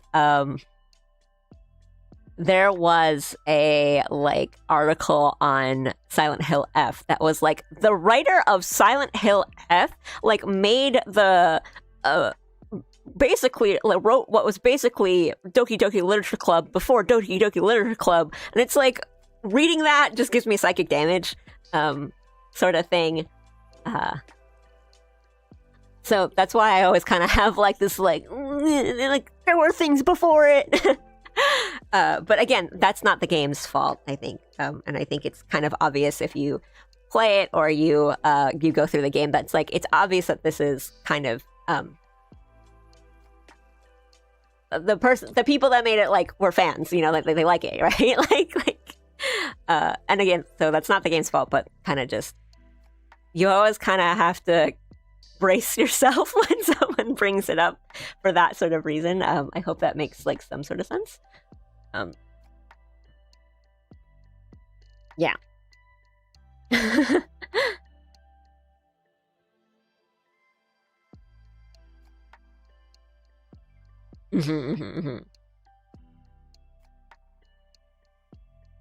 Yeah, I think there's a lot of like weird reactions to it based on just I guess the fandom or people that just sort of react to it kind of in the same way as I don't know. I don't want to I don't really want to like pin it on. I feel like the most recent example might because I don't like the discourse around this about like Expedition 33 of how it's like people who kind of say these things like clearly have not played a JRPG ever or in like at least the last 15 years and they're like finally a good one. And I think there were reactions to Doki Literature Club that were in line with that of people just being like finally a good visual novel, and it's like what are you talking about? Like if these are the things that you like in visual novels, then like boy do we like there are some recommendations I can give you, sort of thing. So that again, not the game's fault. I think the game itself is good and fun. Maybe a little like me speaking personally, maybe a little too like on the side of like shock and like, oh, suddenly the bad route happened because something really dark happened. It's a little much on that side for me because I personally don't really like that kind of stuff, but that's just personal taste. I think I have nothing really against the game. I think it did a good job, and it's neat. It's just not like a favorite of mine, but again, I just want to reiterate, I have nothing against the game. I think people's reactions to it have always been kind of weird. But yeah, could mean Doki Doki Lunch Club, Doki Doki Panic, Yanamakia, the collab, etc., etc.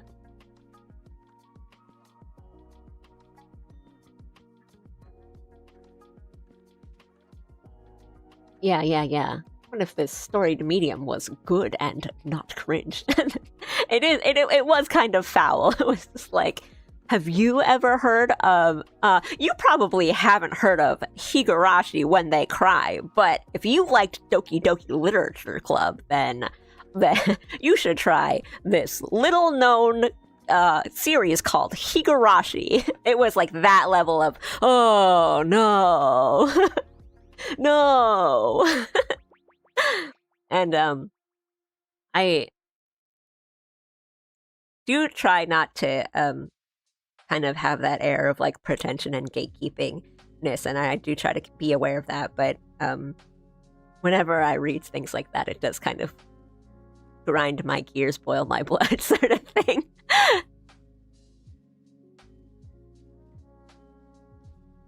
It's like, you know, I don't expect everyone to have known or played or gone through like Higurashi or whatever, but it's just like, you gotta frame your thing, you gotta frame your headlines a little bit better, man.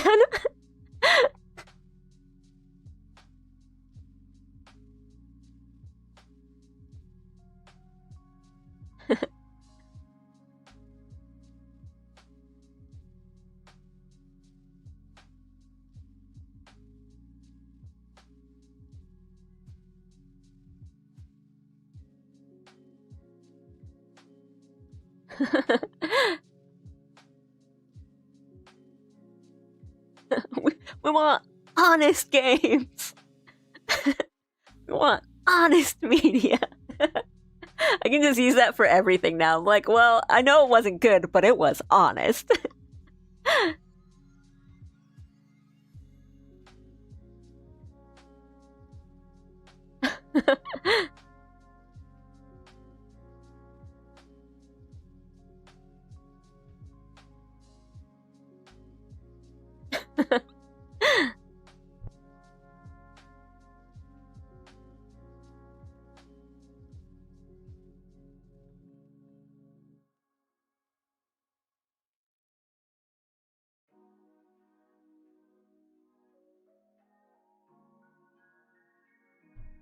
Well, I mean, for me, and what I was saying before about like I think it leans a little too much into dark is that I think you can kind of have stories where there are consequences and characters will get upset with you and angry at you and you kind of have to save scum your visual novel playthrough for a bit, but you can do that without having like characters unalive themselves and have to look at that CG for like 10 minutes. Was kind of my deal. But again, I don't like that kind of stuff. No. Surprise, surprise, the like panda anime girl with all the ribbons and sparkles and cute little animals all around her stream doesn't like the dark stuff. But again, that's like, again, a personal taste of, I can understand why people are like, whoa, cool. But for me, I was like, oh, okay.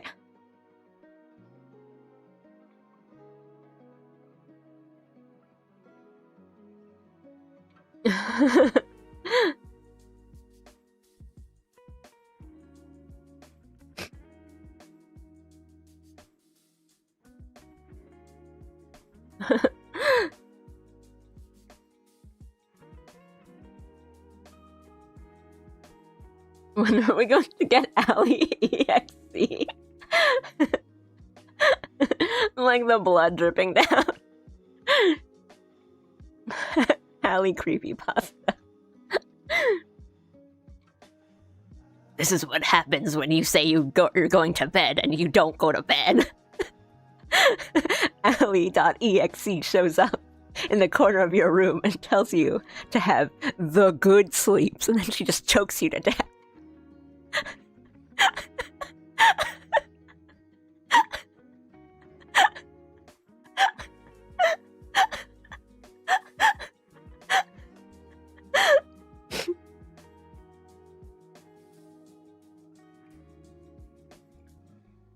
I don't know, maybe they just have the they do the today's kids horror thing where they just have like big wide toothy smiles and they're like, let's be friends.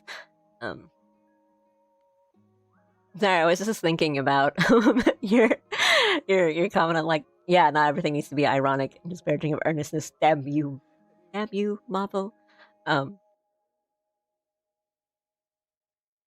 Because I was thinking about like, do my favorite Marvel stuff, or like rather MCU stuff, not do that. And I was just thinking about, I just kind of sat there and started thinking about like the things I like in the MCU. Did you see Wonder Man? I liked Wonder Man. I watched Wonder Man. But I think like Wonder Man did a lot of things that was that MCU stuff usually doesn't. And I was like, ooh, fun.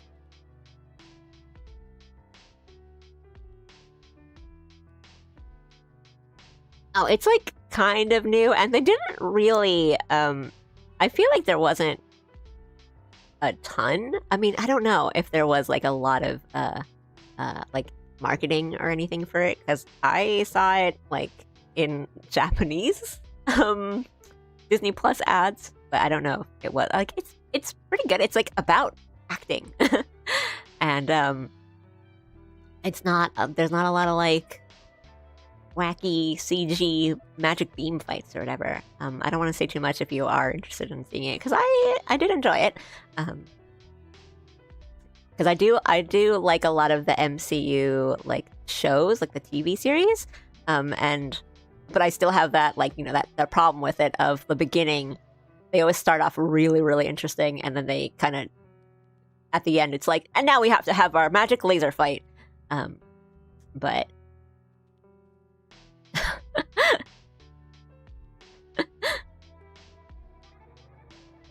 I do like some of the TV series. Loki, I think, is really, really good.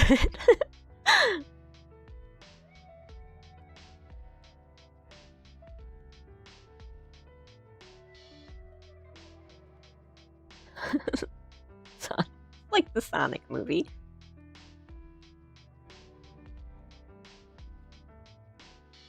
But, you know.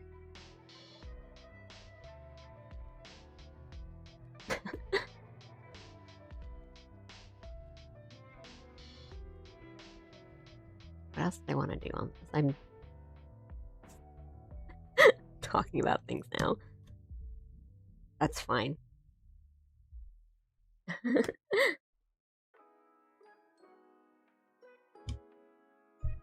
Ooh. Right, we want to do some more thing on this.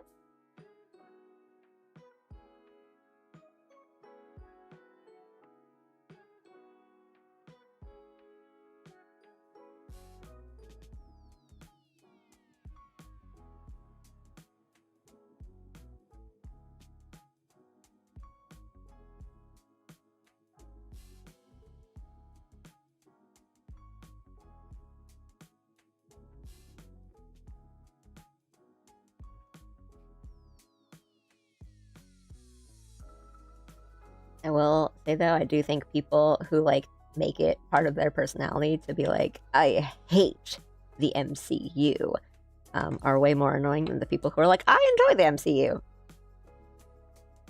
It's like, you guys, you know me, I have strong opinions on like, it's okay to like junk food. It's okay to enjoy just like a popcorn flick and then not go in, and as long as you like don't expect it, go into it expecting like, this is cinema, this is like true cinema, you just want to watch something fun.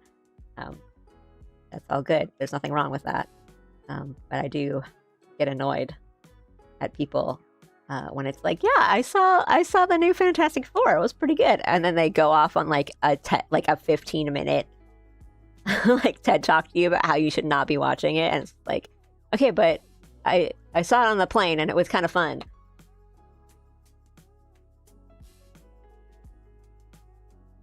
And like,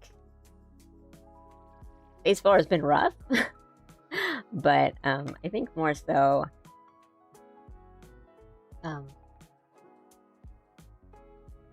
it's just,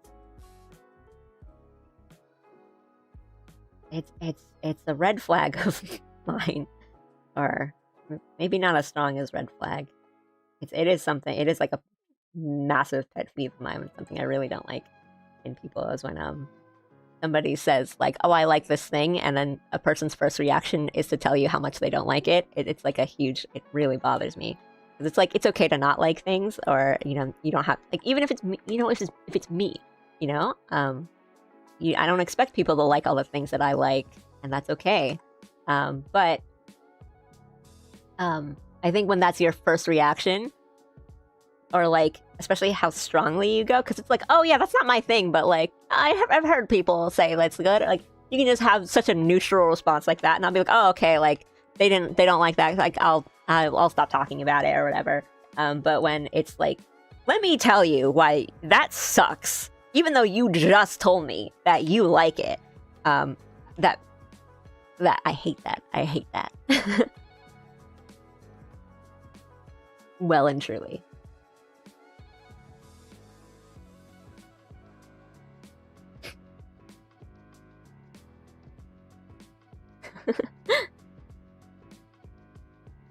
Like, I like Zootopia too.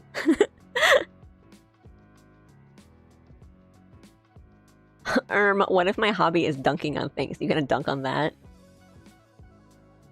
Yes.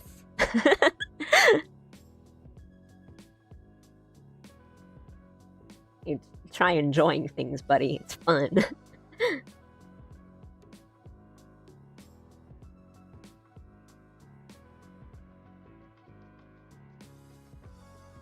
Well, there's also this thing that has really stuck out in my memory, where, because, you know, it's like we live in this era of social media and engagement and engagement farming and stuff like that, and, you know, making people angry gives you more engagement than it does, like, being happy and positive about stuff. I once was talking with someone, or, like, I met someone, and a lot of their like posts were kind of negative, or like, yeah, like dunking on stuff, and I wasn't even like really bringing it up, but like, oh yeah, like, oh, I thought you really didn't like this thing that you've been talking about, because we were just like talking about it in person. It was like, oh no, I don't really like hate it that much. I actually kind of like it. It's just like, I think I like, it's more interesting if I talk about how I don't like it, or, you know, it's boring if I talk about like what I like or the positive stuff. And I'm like, that's not how it works. That is not how it works. And it just made me think about how, like, I have definitely blocked, muted, unfollowed, etc. people who are just super negative all the time, or just all their posts were just talking about, oh, I hate this movie, I hate this character, whatever. But I have just not done that. I've never like muted or unfollowed someone because they were talking about, like, I really enjoy this game, let me keep talking about how I enjoy it. And, you know, even if I don't like that thing, or, you know, it can get like annoying if I don't know anything about it. I'm like, oh yeah, I can't really contribute to this conversation. I wouldn't like unfollow someone for that, but I have definitely unfollowed people because they think that you know, being negative all the time is like interesting and cool and fun.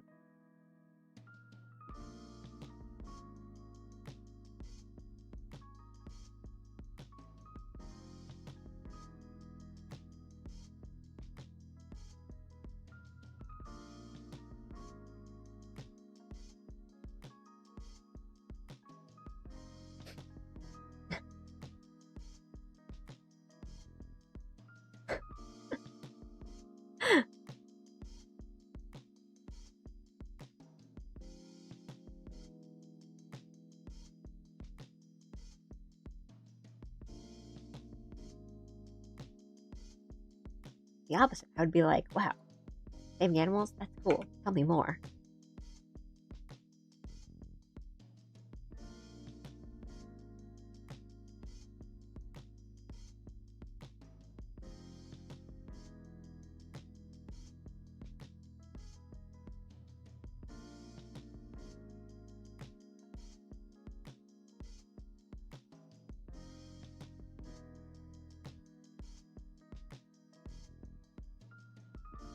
I mean, that's not to say that I don't ever talk about, like, I hate this thing. I'm gonna talk about how much I hate this thing.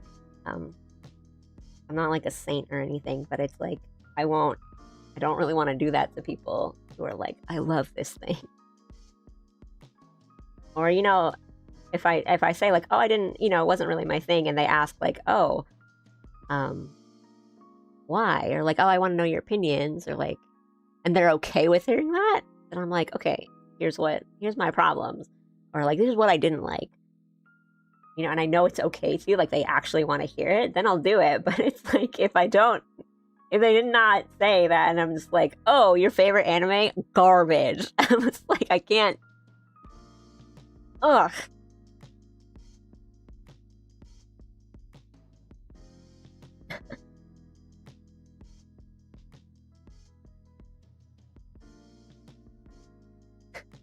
Really annoyed by channels that repeatedly make the same doomer AI slop socio-economic crash predictions over and over. Well, also my problem with that is that those channels also tend to be like, how to stop doom scrolling, and it's like, you're making the doom scrolling content.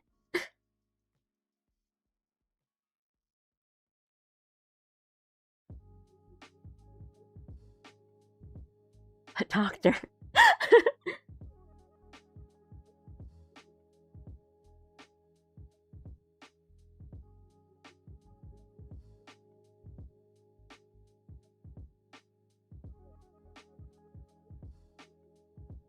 Mm-mm.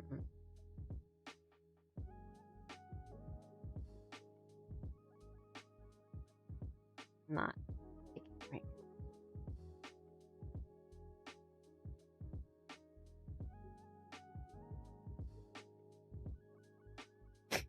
Sorry, I didn't want to get like preachy or anything on this stream. I know we're having fun just talking about like Star Wars PC games from like 1995.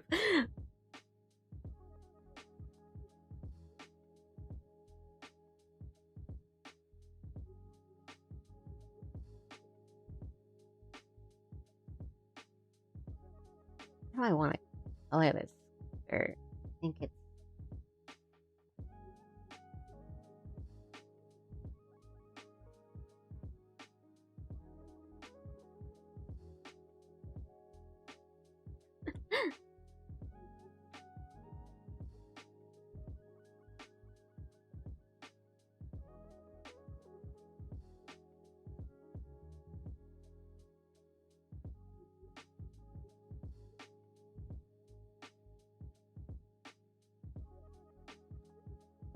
I don't particularly like this color, but we can change the color later. We can always edit the colors. That's the easy part. We're just gonna make it look good right now. What am I using? I am using Clip Studio Paint. I have the EX version. I have like the old version, like 1.0 version of Clip Studio Paint. And I also have the EX version because it has more animation features. I will. I know everyone's kind of got their like preferences. Stuff with Clip Studio, or not Clip Studio. Sorry. Like drawing software and things like that. I have been using Clip Studio for a long time, and I do like it. I think it's really good for illustration, and it was kind of meant for like animated manga artists. I think it used to be called like Manga Studio or something. But depending on what you want to be using an art program for, it might not be for you, or it might not be like the easiest to use. But I think you can always like free trial it and kind of see how you like it. I know some people also don't really like the UI of it. You can change it around quite a bit, or you can even download like UI and workspace kind of layouts from other people. But it's just what I use, and I like it. I recommend it to people. It's like if you've used like Paint Tool Sci, it's kind of, for me, it feels like a more powerful version of Paint Tool Sci, but I know people that just stick with Paint Tool Sci, or they have gone back to it. Just depends, and nice to have some limitations. I mean, you can commission me. My VGen is open, but right now I do have a couple things in line. I don't take requests on art streams, so if you like, for example, like send me a super chat and say, can you draw this for me, like I can't accept it, so please do not super chat me in that way. Or yeah, because I am working on a commission right now that was requested of me through VGen and has been paid for, etc. So I'm not about to just oopsie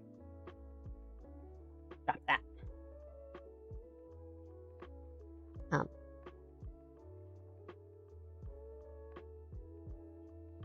So if you are interested in commissions, my VGen and the links for my VGen are up on both YouTube and Twitch. But that is like a process. I'll go through it and I'll accept it if I can. Now I am a little busy, but yeah. I just do want to mention that because I did get chats before of like, hey, draw me this, and I'm like, that's not how this works. To the point that I might have to, well, it's in the rules. It's in the rules of my YouTube and Twitch chat rules and stuff. But I should probably perhaps make it a little more.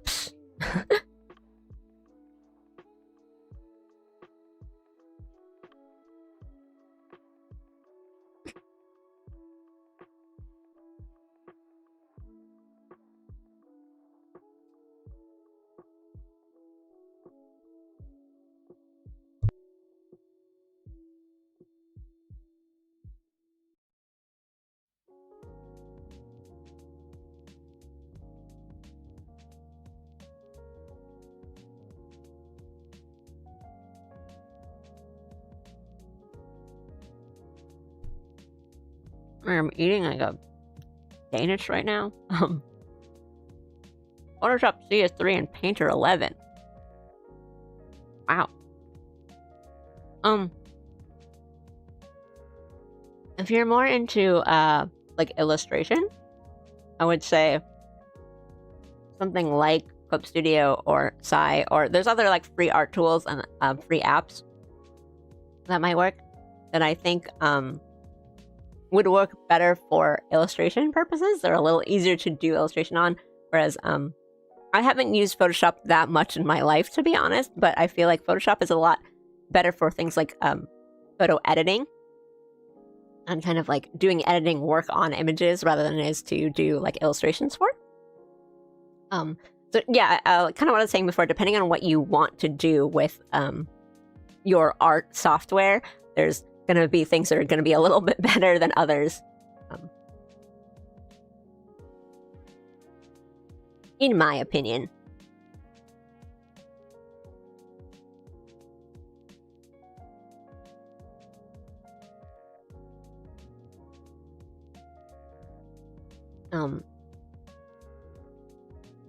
I'm not huge on like crossover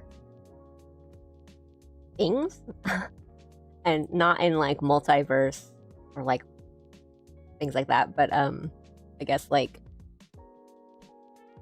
I was on Tumblr when that was huge and super popular, and like the Jack Frost and like Elsa shipping and stuff like that. It's not my thing. Like crossover shipping type things. Yeah, me personally, it's just not my I think I'm just too old for it, maybe. And only the attention span to follow like the one series and be like, the characters are in this series. Hey Aru, back from Kendo, getting ready for the big Harvard tournament next week. Beat their ass. How's everyone doing? Doing good. Art looks great. Thank you so much. I am going so slow today. Really, really slow. Been having some fun talks about Star Wars and old computer games. Gokigen Yaru.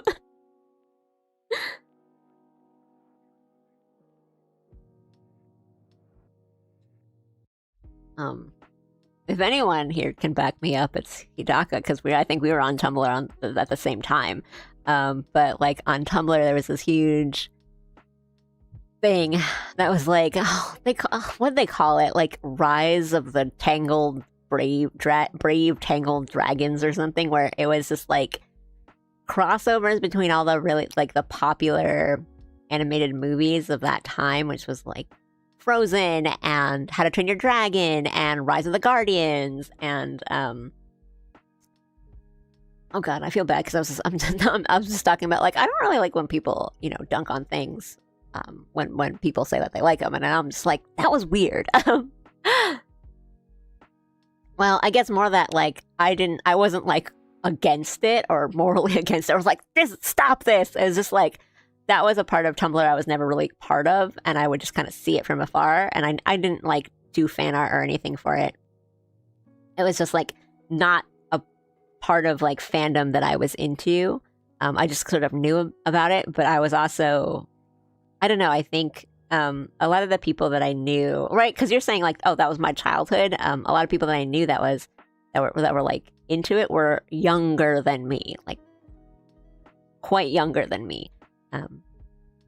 Or like were teenagers when I was not a teenager on Tumblr. I just kind of see that and be like, oh, that's what the kids are into. And I kind of see that nowadays with like other things.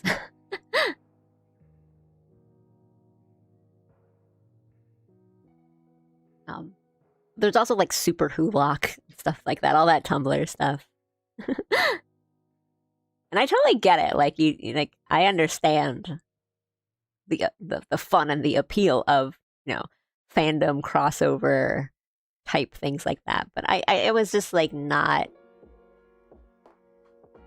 what I was into. I was more like when I did fan art and stuff like fandom stuff like that. It was more like AU kind of stuff. Like I would take like this series or like anime and be like, what if they were Pokemon trainers? Like that's what I did.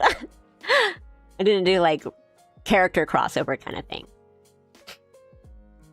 I've been going into 200% because I need to get as much training as I can in like a week. The skin on my feet and my hands were good work. They're really gumbottling. I'm a lot better at being able to parry strikes and counter them now thanks to that. Ah, nice, awesome, cool, very cool. Parrying in real life. I need to learn that. I just try to avoid GIMP since it's clunky like Coral Paint from the 90s. Yeah. And anything vector-based, vector graphics never jive with me, right? It's a whole different like ball game. It's tough, and to make them look good, I think you have to have like a really different mindset too. Like the people I know that are good at doing working with vectors and stuff do kind of more like motion graphics and animations like that, where it's like for commercial purposes, like literally like for commercials. or like, yeah, things for companies, I guess, both in both senses of the term, commercial purposes. Motion graphic type stuff and things that need to be really like kind of clean. But yeah. Actually in Clip Studio Paint, you can have vector layers, which I always use for line art because it's a good way to assure that your line art still looks good. If you like resize, you need to edit your line art for whatever reason, like you need to resize it, or if you want to move around some of your lines and like edit them easily, vector layers on Clip Studio are really nice, and I do that a lot for like animation frames when I just need to move like certain parts. I don't need to like redraw them, I just need to like frame to frame just move them a little bit. Let's save this because I am actually, let me do just the shading for the tail, and I think it's not necessarily done, but I know I am distracted enough that I think if I kept going, I might mess up on some things, and so I might put a pin in this and wait until like after stream to finish it because it's quite close to being done, I think. And let's do.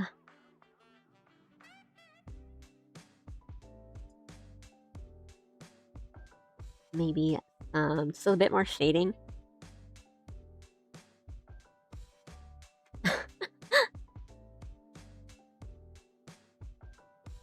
Just curious, I wonder if anyone else is getting crazy weather things. Like 4 weeks ago, we had the worst blizzard in 10 years. Yesterday was the earliest 80-degree day ever in NYC.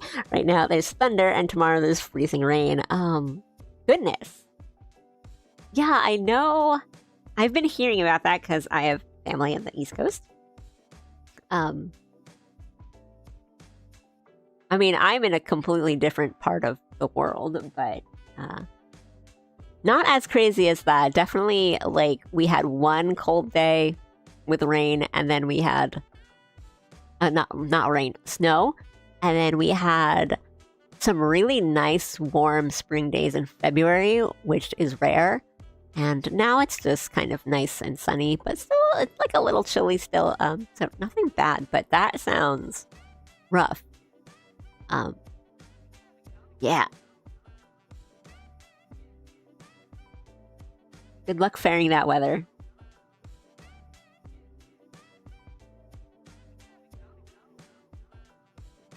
Oh, New York City.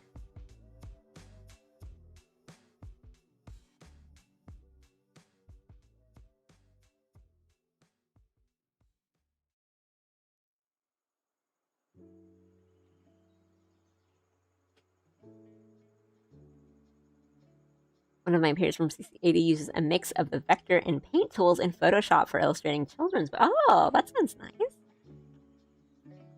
A, cute, and B, that sounds like a really good way of doing those illustrations. You can have really kind of nice, big, solid shapes, and like really clean shapes and illustration, but then also use the paint tools to kind of have it be a little bit more interesting and a little nice. That's good. That's tough, though.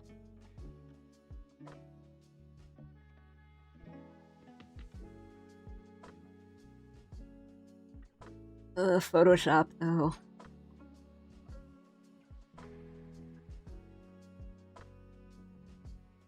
But I mean, Adobe and its decisions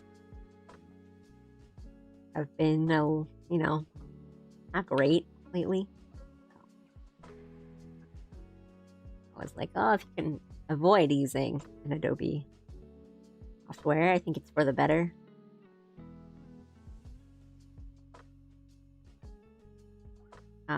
And it's a lot less of like, oh, because they're not good software, and more like you don't know when they're gonna take that from you, or just make some really bad decision.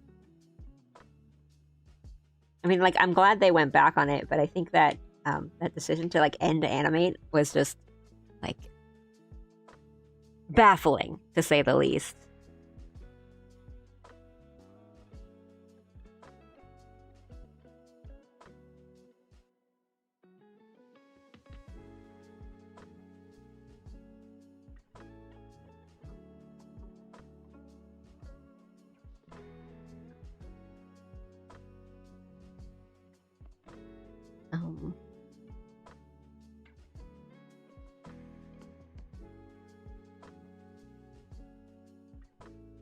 Can get like decent colors on this.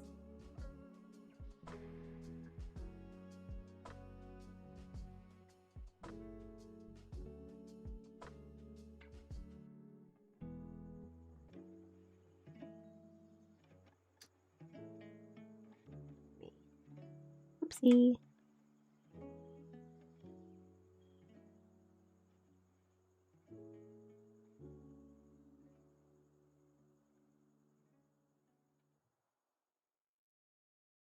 I definitely read that as climate change anime, and I'm like, well, there's a few that have like that as a plot line.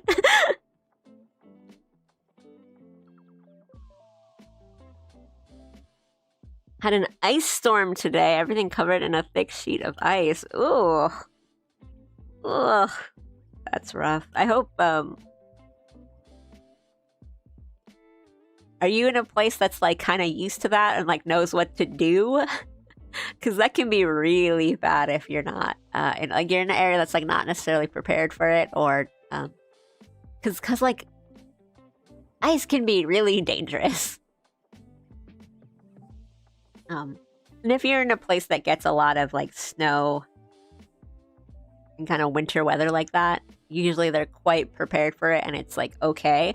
But if you are in a place that does not get a lot of snow and it's like just stay off the roads, it can be dangerous. People driving when they do not know how to drive in ice, stuff like that.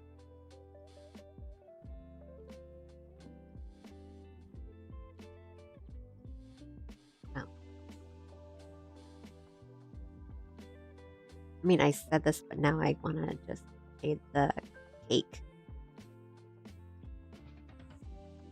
And I still need to do the cape, but I'm not sure exactly how I want to do the cape. I'd like to have it be as lineless as possible. And maybe change the colors on it. And I've also been doing it on this kind of like light gray background because I want it to not hurt my eyes while I work on it. But we might change the white, and then we're going to do like a bunch of little like sparkles and confetti and stuff. That's the plan for it. Let's do just like shade the cake.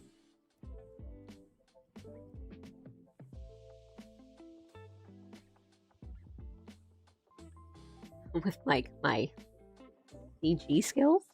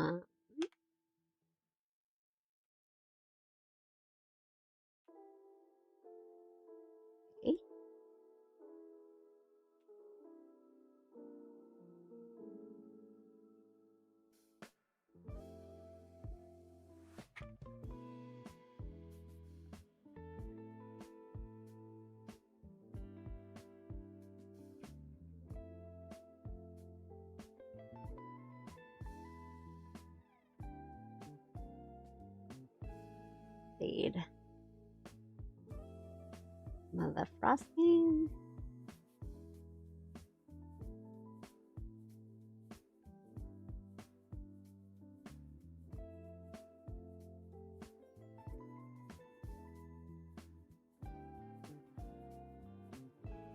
Sort of.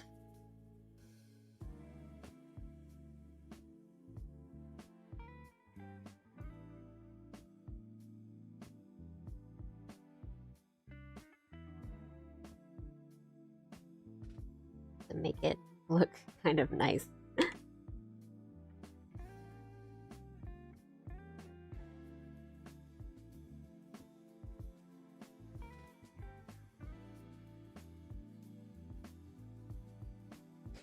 Northern Michigan last year was a really severe ice storm, took the entire power grid down for a couple weeks. Oh my goodness, that is rough. Trees are bending down to the ground from the weight, and they're like broken chandelier. Oh my god, sounds so bad.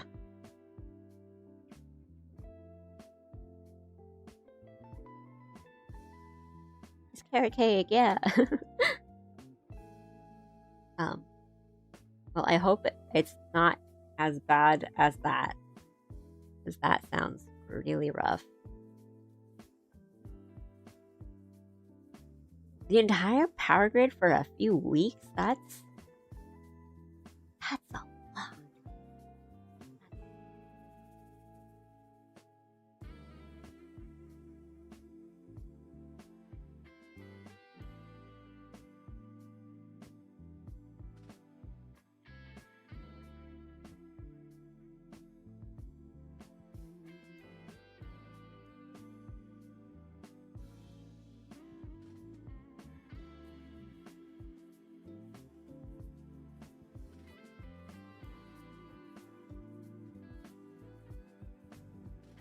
Get a little.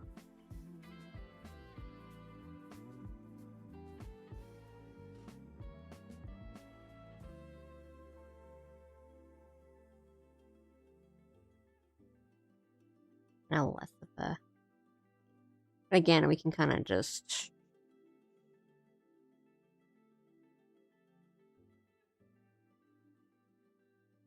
Make edits to the color. I don't want like the cream to look too, I guess, gray or brown, but cream is sort of that color. Or I mean, the shadows of it.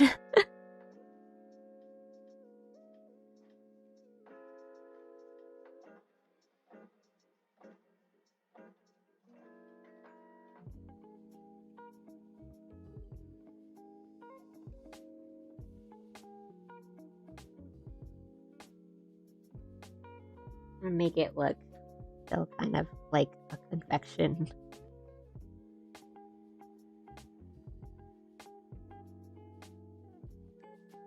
Might be using too dark colors.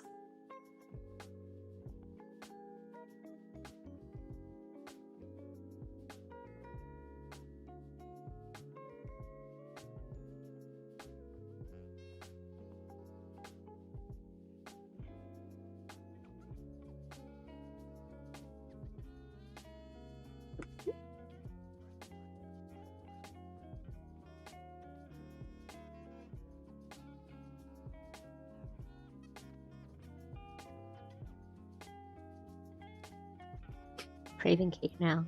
No joke, absolutely everything was encased in ice.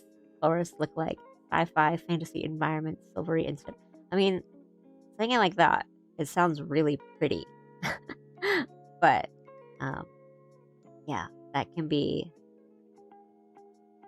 so bad, very dangerous. Oh man, if like snowscapes like that aren't just gorgeous.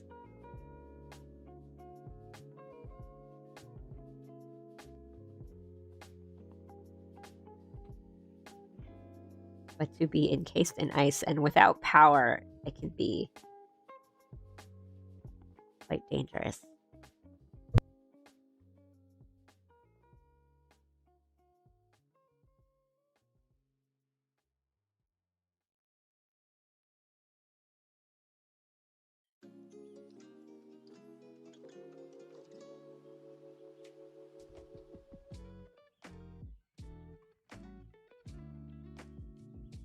to see so bad, and it never came.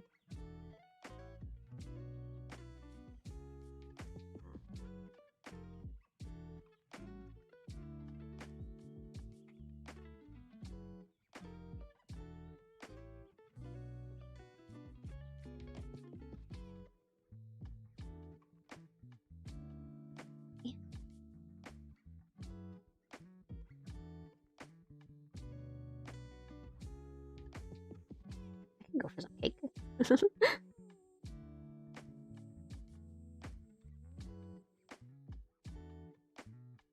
I'm an adult, I can just get cake.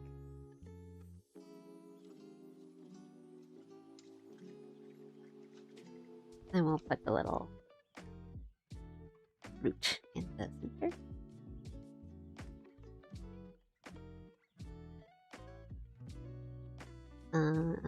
Put a little bit of shading in there.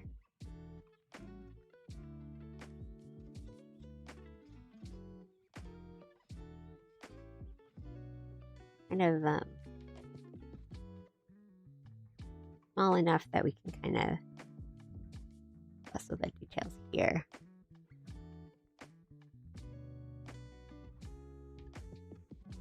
Gonna make it a lot like shinier and stuff later. And my idea for what is this? The skin? Oh, sorry, I turned it off, and that might have spooked you. Hmm.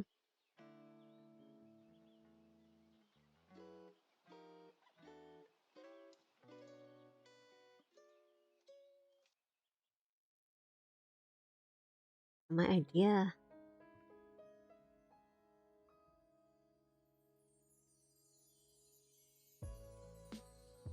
for it is to kind of make it light like that.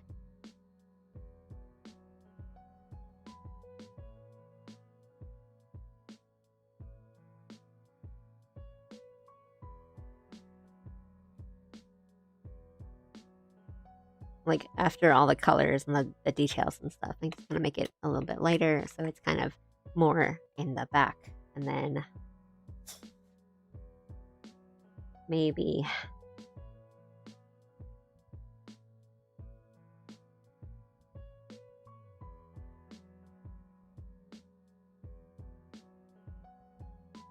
do that, kind of give the body a bit more,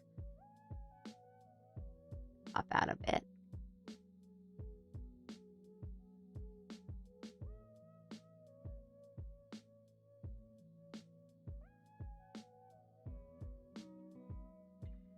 Or lighting from the bottom. Maybe not, not this washed out, but just kind of dropping colors and seeing what will work.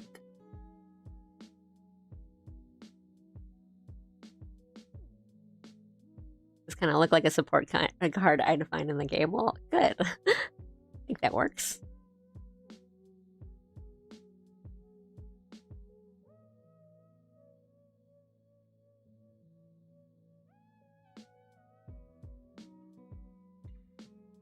We'll probably do something like that for the lighting, and then maybe some more lighting like around the edges, and then a little bit keep like pushing the shadows, make it still look a bit more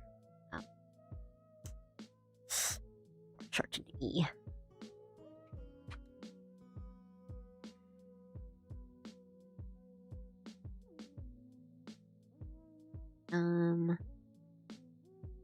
Because there's also parts of the cape that have there's little dangly bits that I did not draw in.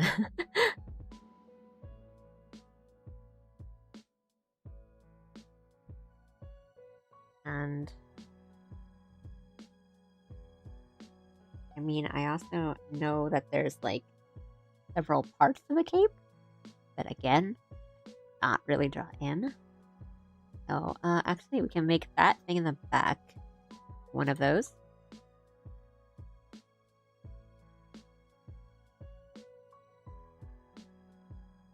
And I say that I didn't draw them in, not because I'm not gonna do them. It's more that I thought I could do it at this stage and it would be good and fine. It's not good and fine. But I really should have done it before.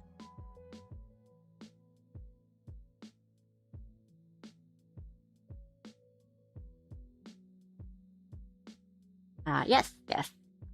So, Birmingham, who is a viewer of mine, commissioned it. I think they're might be in a more similar time zone to me. So sometimes they don't get to come into the streams, and sometimes they do.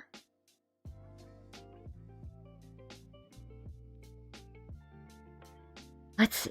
I should have shown this part in.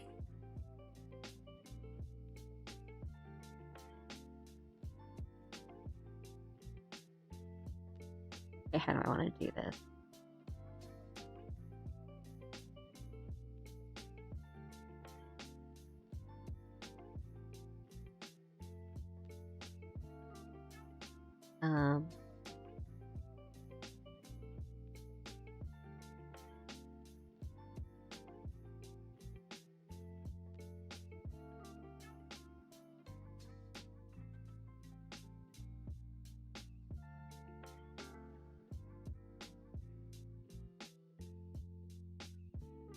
No.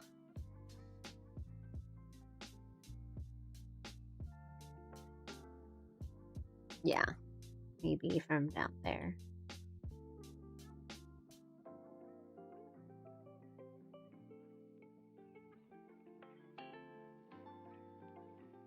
What the heck is that? There?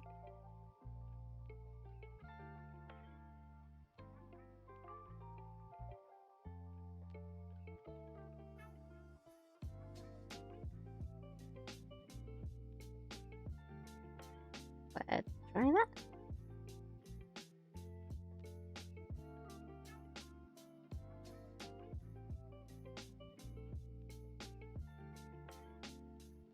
Something like that. Right? Admittedly.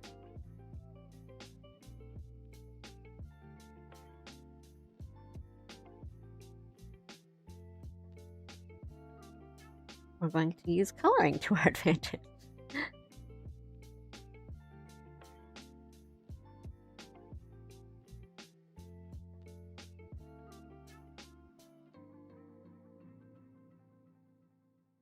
Okay.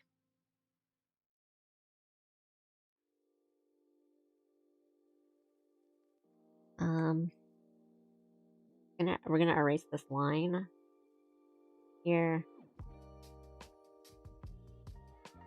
Back to the line art layer. Get rid of this. Get rid of this. And then we are going to color those back in. And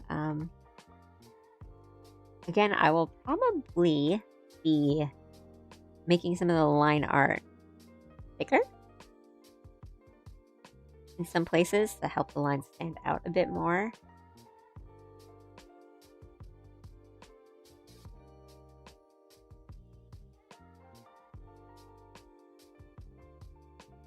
And it here.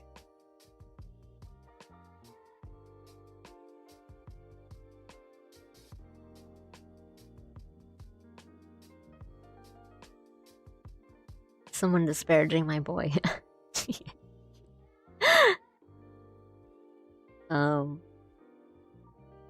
It's a little clunky.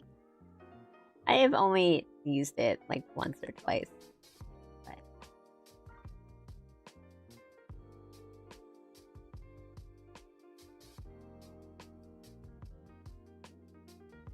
a little. Okay, again, I think a lot of software and how good a software can be for someone depends on what you want it for. Ugh. Ah.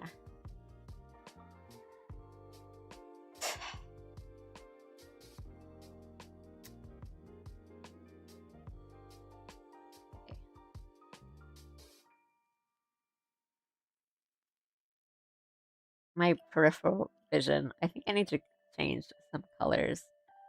It's because that plate and the carrot with the on the cake makes it look like an egg.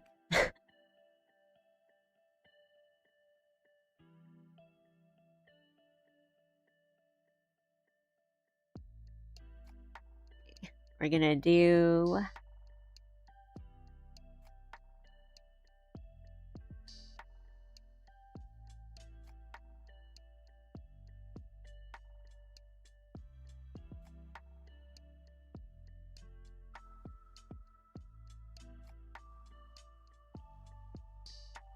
Ooh, like a little leafy bit on the carrot. That might work.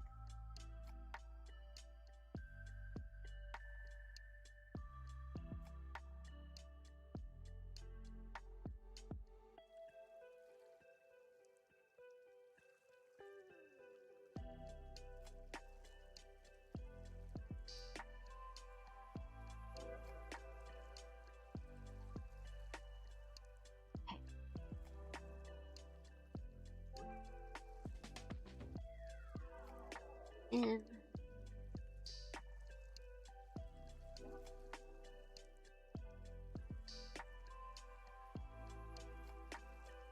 I think there's like a trim to it. The main part.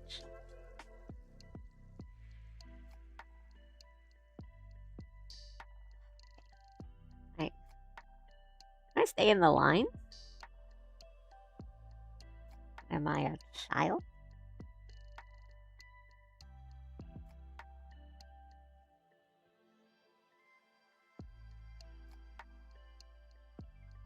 Okay.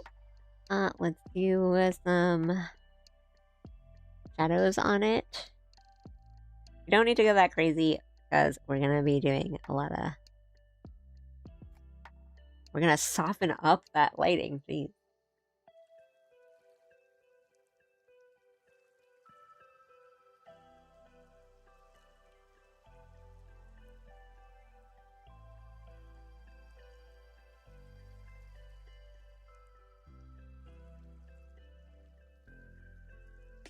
But I do want the lighting to be kind of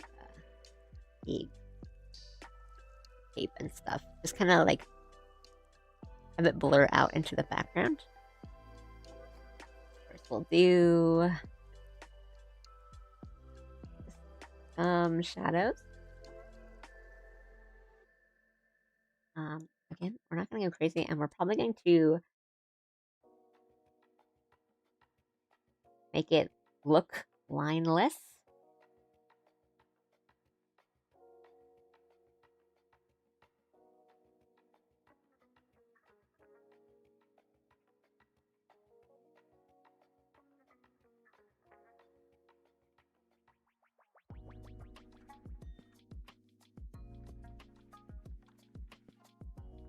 So,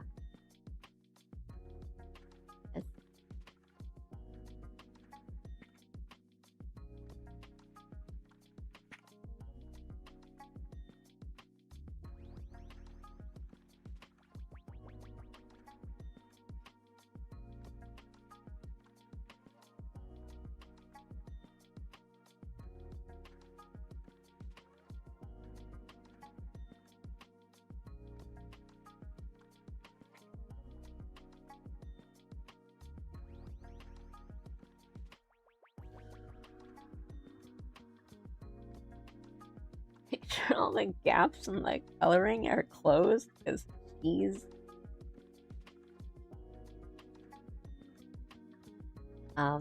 There's a really handy thing on Clip Studio that I really like, where the eyedropper tool, there's an option for pick color from layer. So even if you're working on like multiple layers and stuff like that, the eyedropper tool will pick the color that you actually use and not color that's displayed on screen, which is so helpful.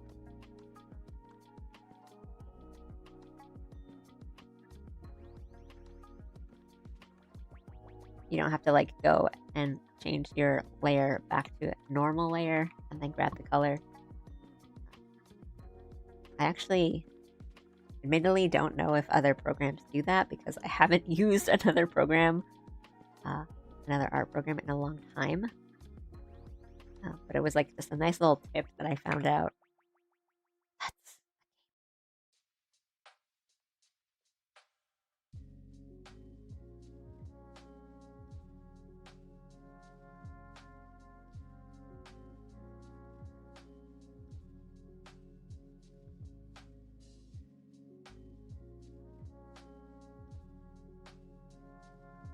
don't really like.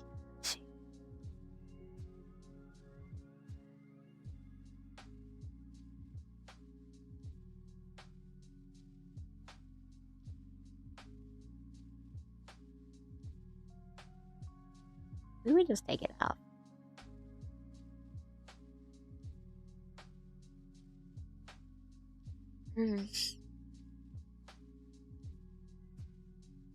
Maybe we just don't shade the cape. Maybe it looks better that way. Don't like it. But we do need to add the little, like, bits. We need to add the bits.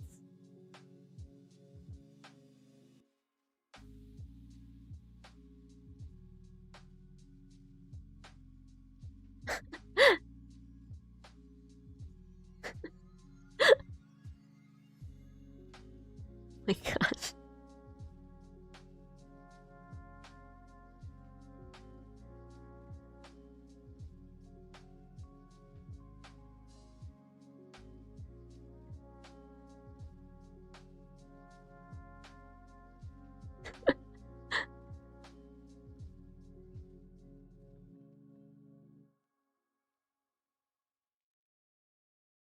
It was also free, right?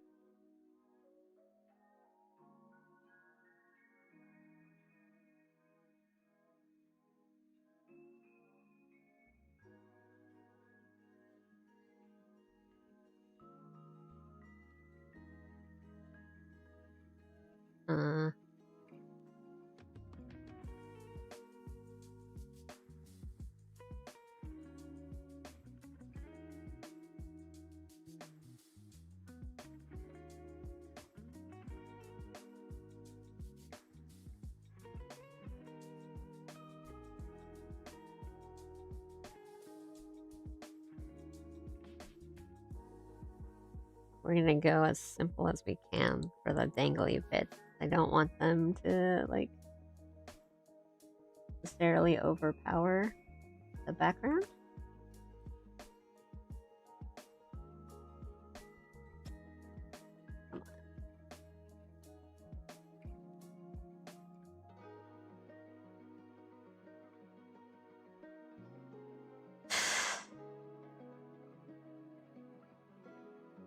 I mean, yeah, they don't even, like, really show up. And that's okay. We don't really need them to.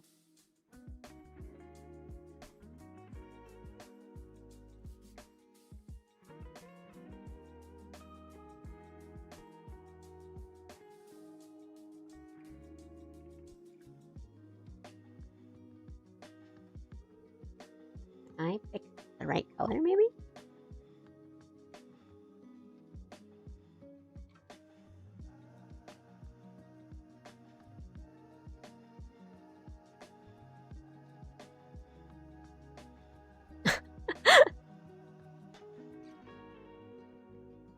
Well, like, I couldn't remember if it was a free program or not, which is why, like, I've heard, I know people that used it, but it might just be because it's, like, a free thing you don't have to pay for.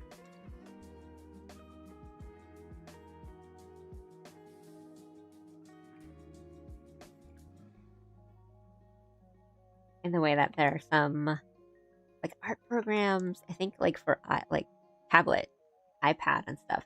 I know a lot of people use, and some people like ones more than others, but they're both, like, more popular because they're free. And not really like that they're bad or anything, but like, there are paid art applications that you can use on the tablet, but I think more of them are more like subscription based too, which is really annoying. Subscription based.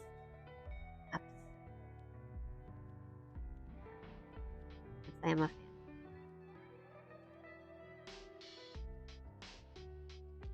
I mean, I don't know. I feel like paying a monthly fee for, like, something like Netflix or, like, Spotify,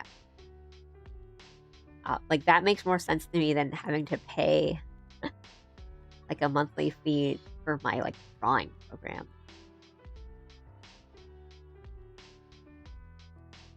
I don't like that.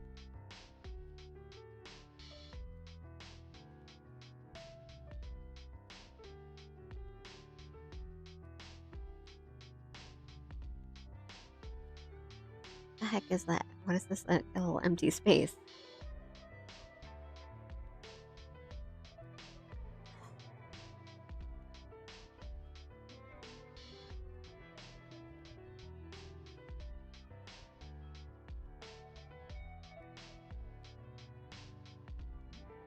Oh, cool art, thank you. On a commission, I guess I'm doing kind of the more annoying parts of it. Or more tedious, let's say tedious. Kind of making sure I haven't done, like, left any gaps. Or, that. So it's, like, less interesting, I guess.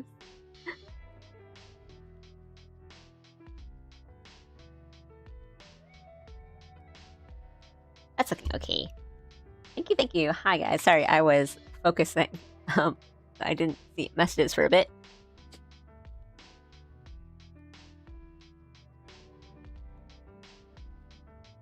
Well, it's one thing if you're not using it that often, but like for something like a drawing program, I'm using it practically every day, but that still somehow feels bad where it's just like, yeah, I use this all the time, but I don't really want to be paying like per month to use this. I'd rather just pay like a big lump, like a bigger lump sum to buy the software at the beginning. Because then it you know, if I was doing something like I was going on like a vacation for a week or two or something, and I am not going to be using my art program that much for that month, would it be like, oh, well, maybe I don't have to pay for this month's subscription, but then like, what if you do? Or like, what if you have to? Then you have to like resub for the month. And it's like weird. Anyway.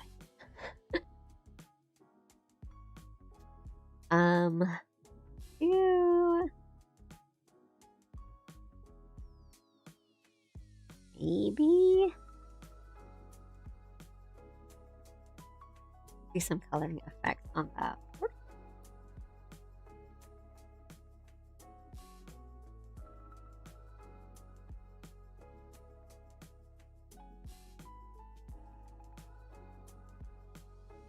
We can do so.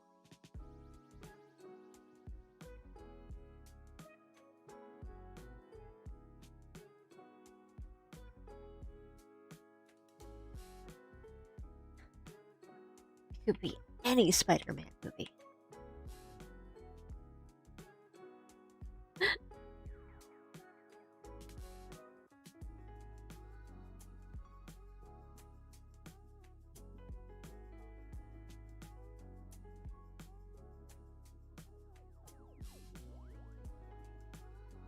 Funny how some of the more recent like Spider-Man media, like not just like the movies or MCU stuff, but like the Spider-Man stuff just kind of skips that whole like, you know, Spider-Man's backstory. We can just go right past that. Oh right, we wanted to do a little green, little like leafy tuft on the turret. I don't want to like overblow some of the lighting on this. It's a little, but I do want it to be really like shiny. And one of the requests was lots of sparkles and stuff. So we haven't done any of like the dropped in sparkles yet, but we are gonna.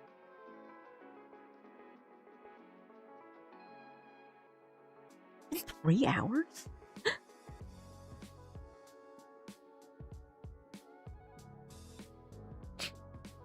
Agreed, I'm not a fan of having to rent tools that I use constantly. It's nice as an option for things you use, right? Like, I think that's what it is for me. Where it's like, if I'm not going to use it, if I'm using it all the time, I'd want just buy it. Watch any anime? I do. I watch a bunch of anime, but like lately I haven't been watching a ton, but I'm starting. I have like a bit more, not time, but I have finished watching some of the things that I have been watching, so I can watch a bit more anime now. This season, I'm watching... I'm watching Medalist, and I've been keeping up with that. I just started Journal with Witch, which I really liked the first episode. And there's a couple other things on the list here and there. Polar Opposites. But that's for this season. I'm backlogged. I'm a big One Piece fan, but I read the manga more than I watch the anime. Every now and then I'll watch the anime for there's some like really fun animated bits.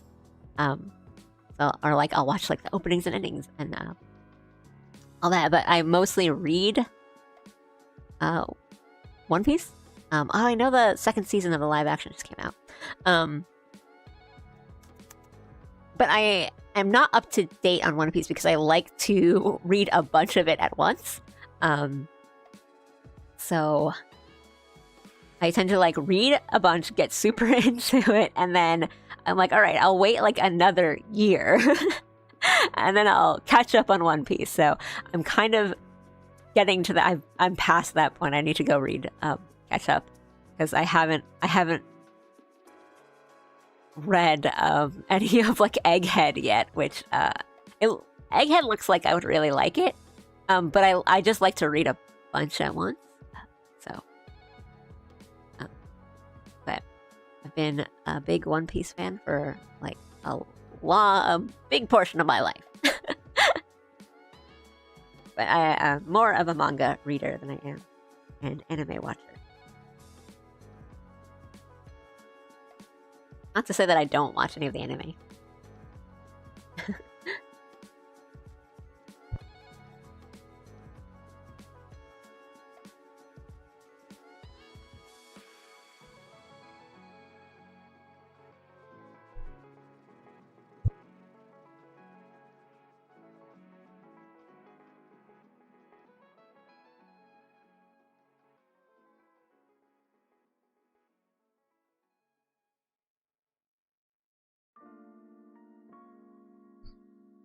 We're not done with this. And I'll probably choose to finish it off stream so I'm not super distracted. But I do want to do maybe just like a lighting thing. Wait, that slaps. We can do something like that. That actually works. I actually like that.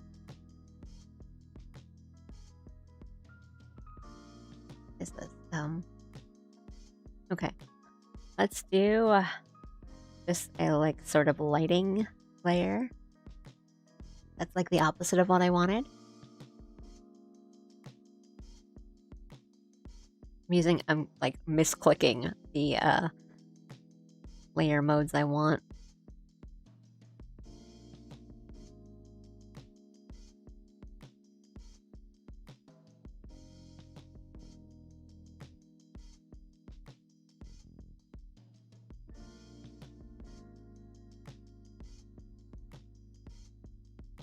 I guess we don't really want it darker. We want it like brighter.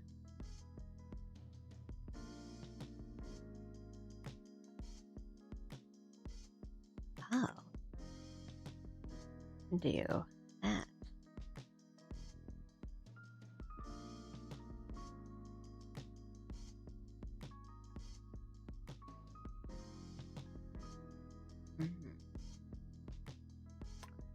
How do I want to do this?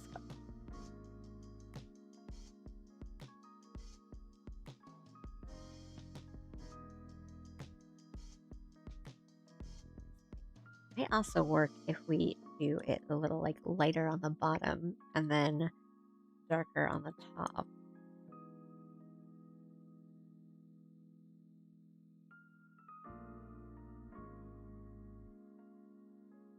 Let me think.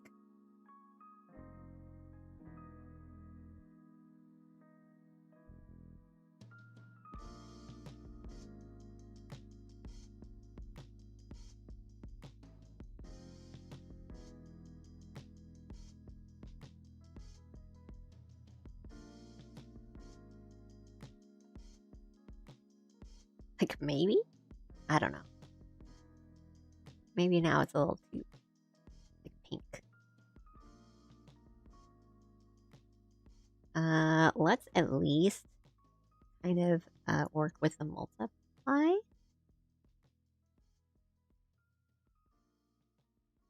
Here, and kind of change the colors that we're using.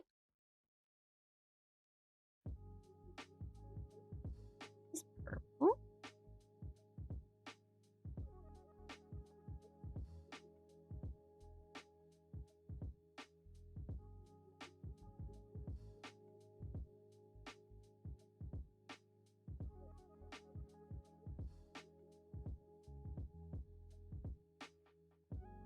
It's a lighter purple.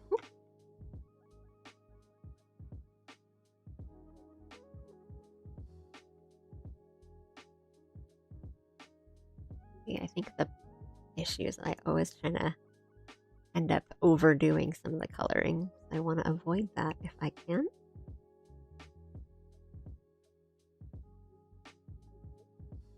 Yeah.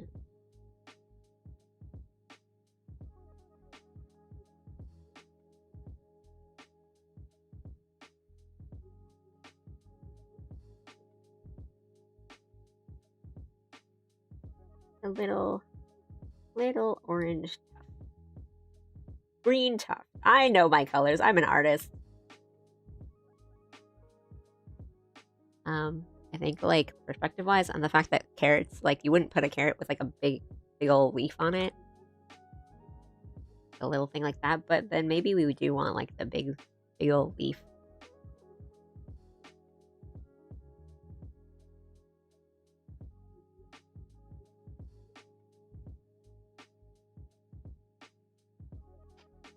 And then use like a kind of lean blue shade.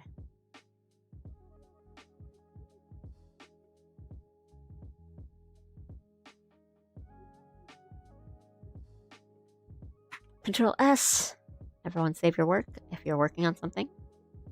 Or I know some of you are like working on things physically or can't really be saved in the way that you can just Control S something. So I don't know, maybe like drink some water. That'll be your Control S alert.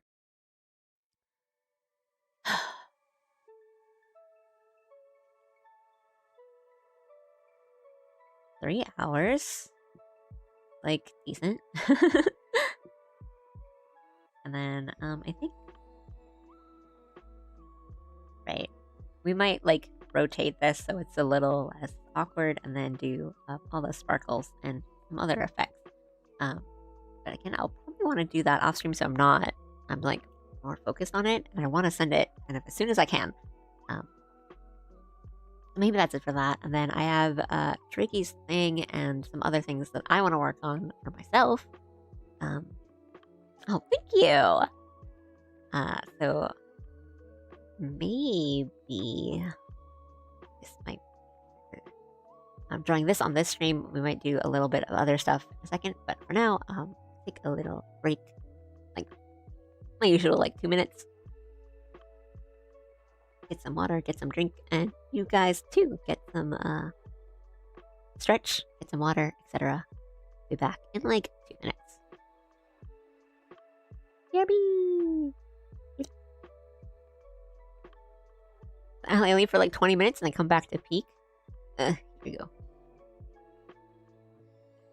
What's the best way to do this?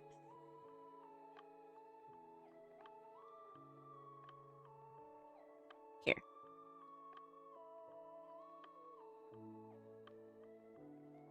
Oh, you know, I should change the plate to like a silver plate and have it be shiny, and so it looks a little less like white blob on the side. Okay, I said it. I put up my BRB screen and we're taking it off now. Hang on. No, I mean, I'll still go on like a little 2-minute break, but now I remember.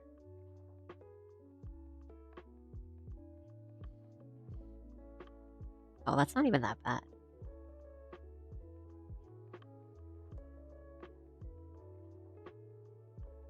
Because it was white, so that's actually the shadow. But now it kind of just looks like it'll be the highlight. And that'll work.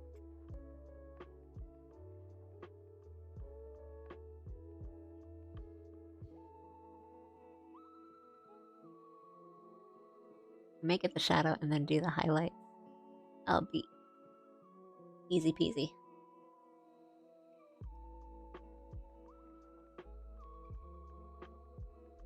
Oopsie.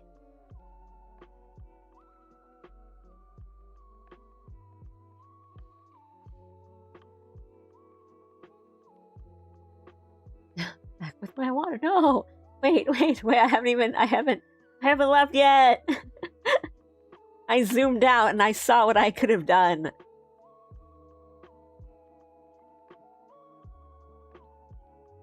Because I don't have my like preview screen up. I mean, that's not the only reason, but I usually have like a separate window, like a view window. So when I'm zoomed in drawing like this, I and you guys can see what the full, or at least a zoomed out version looks like. And I didn't do that here today. I don't know why. I guess because I thought like I was close to being done, so I didn't need it up. But yeah, as soon as I zoomed out, I was like, wait. The solution to my problem.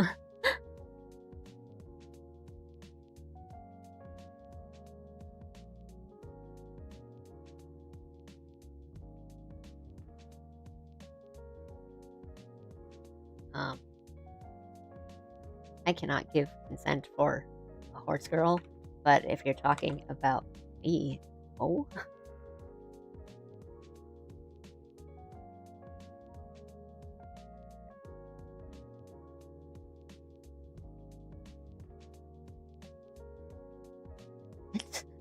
What? What?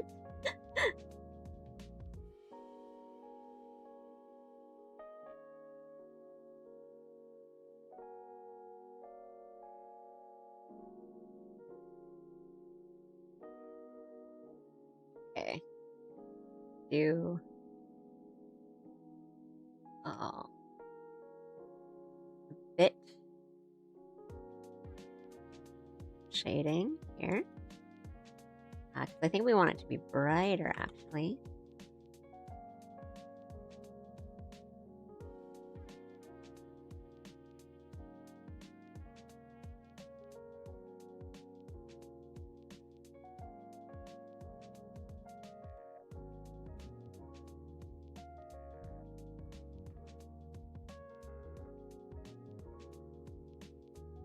A little. Not great.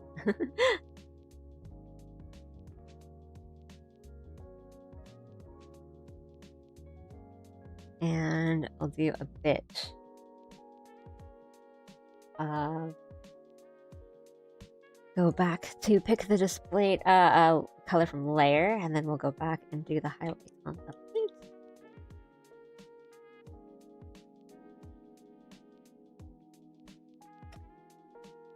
Oh, my lines are so messy.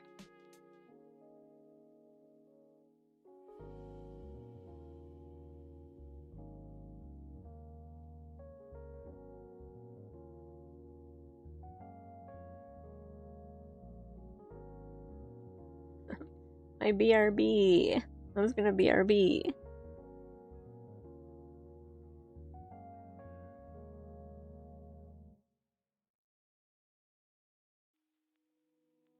Let's do a shine here.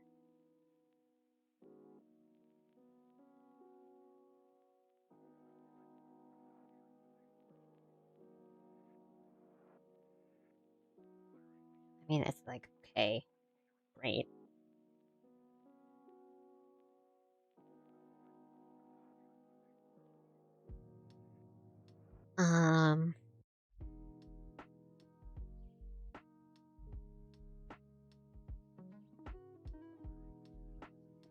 Thing about this is a little too bright, and this is why you need to like name your layers, guys. Don't be like me.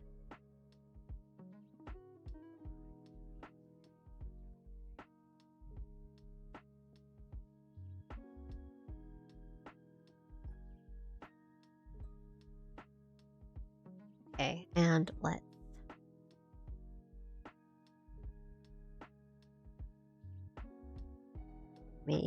on the multiply.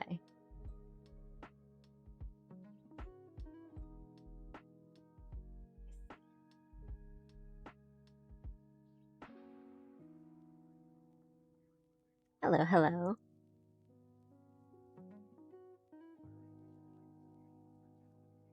Welcome. I'm just doing some coloring. I actually meant to do a little break.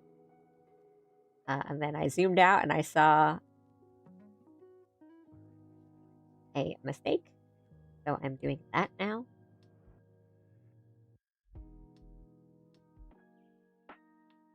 And just picking up my coloring.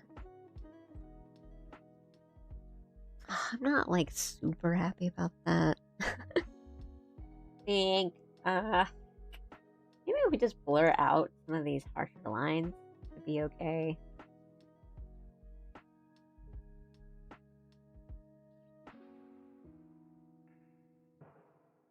Little harder. Oh.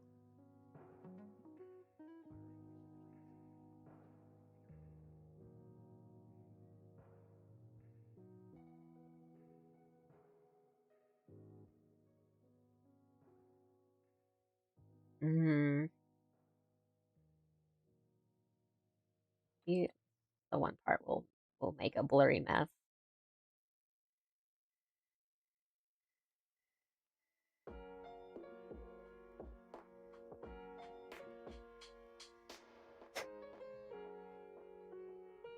Careful. Oh, actually, that's kind of nice because then it's like a reflection on the plate.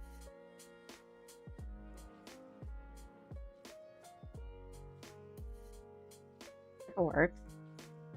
Works in our favor.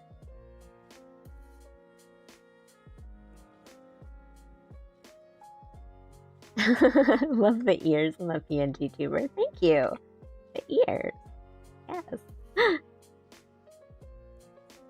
No, sorry, I don't want to leave you out of the joke, but the joke, not even really a joke. The ears are maybe hair buns. Or ears? Hair buns? That's the mystery. It's on purpose. An on purpose mystery.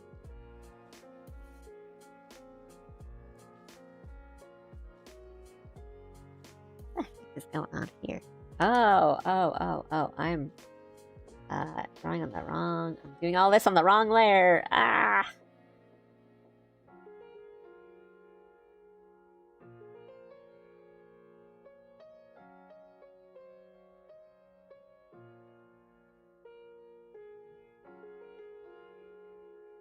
Just we're at this point, so we're just gonna blend all this out.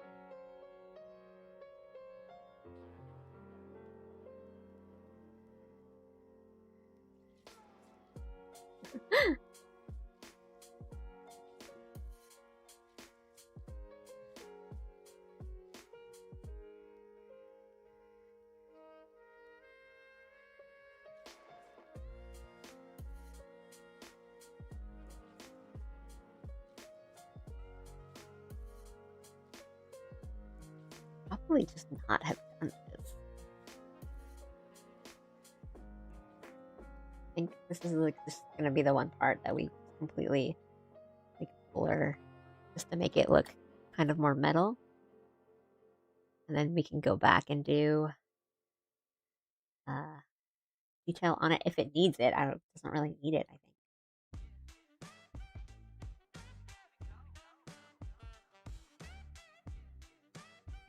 Save. Okay, I need to not. I should have just taken my break. Okay, actuals now. We'll do like a 2-minute BRB. You guys also stretch, get your water. If you didn't already when I told you the first time, and then I lied. A quick BRB, like 2 minutes. Just gonna stretch and stuff like that. I'll be right back.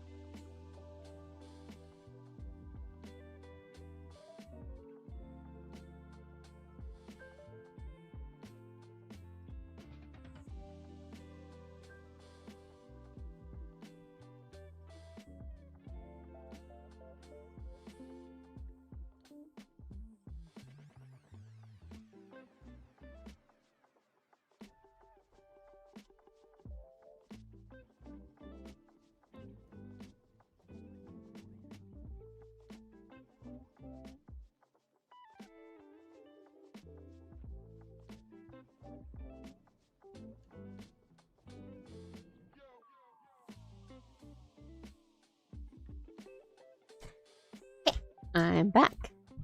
I just realized that with the Windows update, I had like just a sketch, like a little quick doodle, on another like canvas, and I don't think it auto-saved it, and now I'm upset because it was just like the starting of a doodle. It wasn't anything like huge, but it's not there, and I'm mad about it. So yeah. Anyway, I might put a pin in this and then do some other stream acity kind of doodles, and then maybe call it there because I am tired, and I've already been going on for like 3.5 hours, which is like a decent stream time, pretty good. I have been going longer and longer now, so hi, hello. Sorry, you caught me on my a little break. I was stretching and taking a break. I've been drawing for 3 hours. But how are you? Thank you.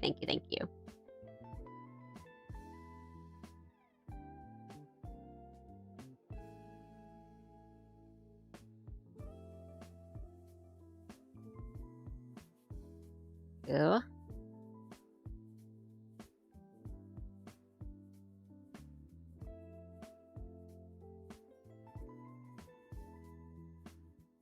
I mean, I don't think it saved it because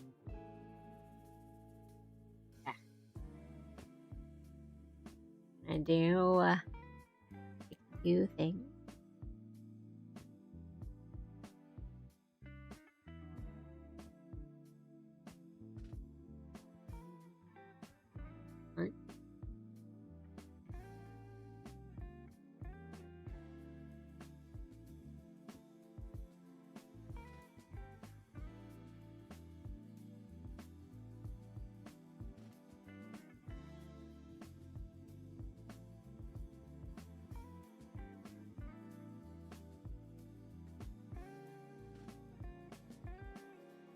Completely like not even using references. I'm just going by feel, and then we'll look at stuff later.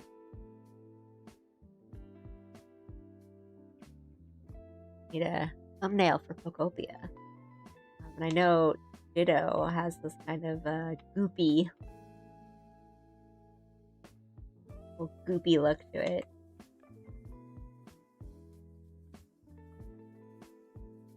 It's little like hairstyles and stuff.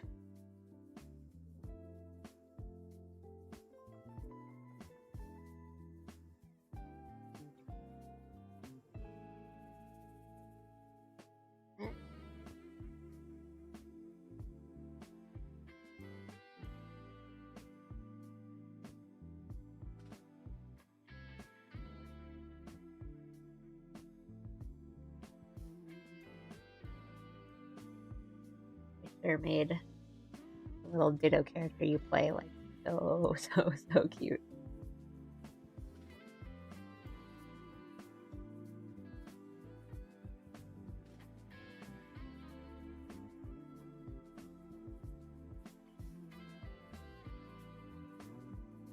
Again, not looking at me. Not looking at anything right now. We'll probably make it better later.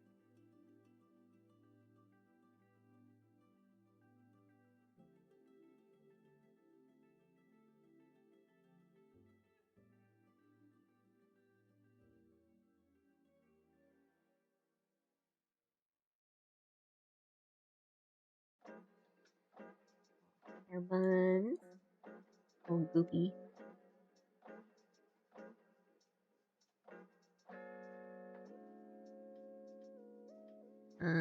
Proportions.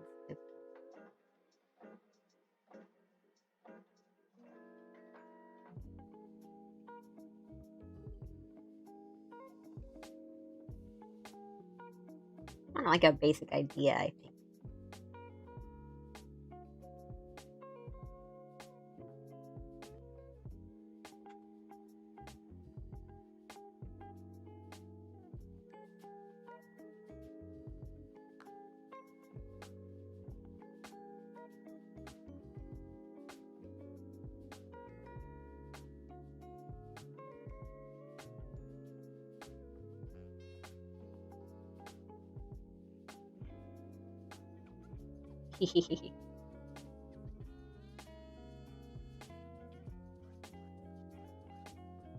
And it can do the, you can do the, like the little heart hands emote.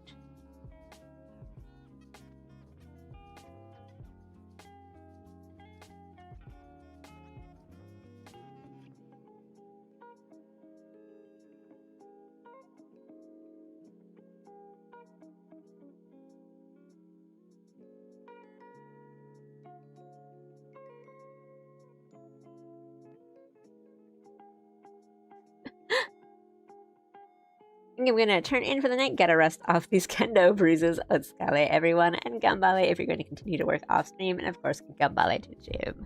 Thank you, Aru. Get some rest. Go rest off your bruises. Good work today. Bye bye. Yeah, gym jumps.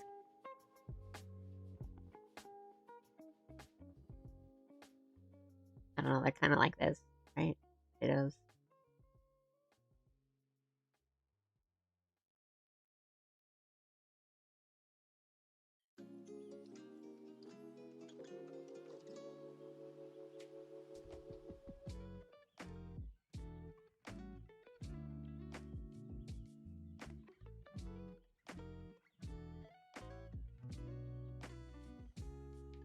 Can't get the smile quite right. But I think like that kind of goofy little open mouth smile is a little better for the ditto. I think the head needs to be like way bigger.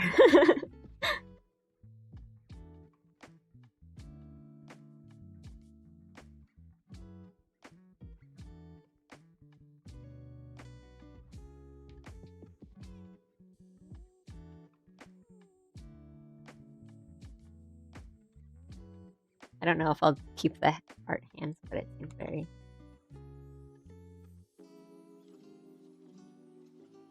on brand.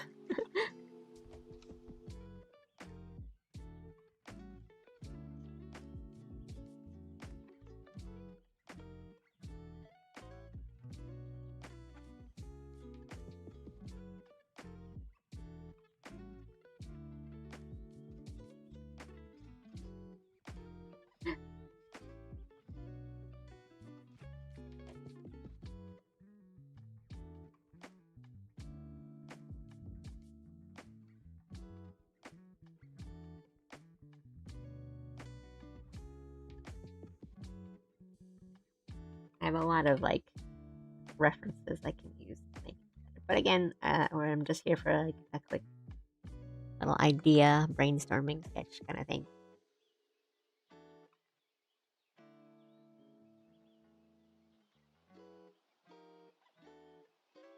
We can have the arms like out. The ditto likes to have its arms, like hands, like out. And then I think something funny would be on the shirt. We have either Cool Panda has like either the ditto, the wide ditto smile, or like is a ditto, or we can make it Pancham. Either I don't even know.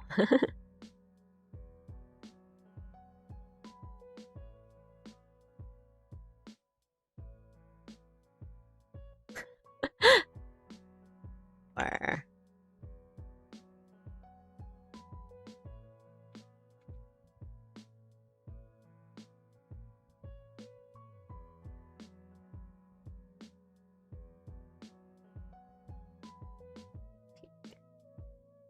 just looking up a quick reference.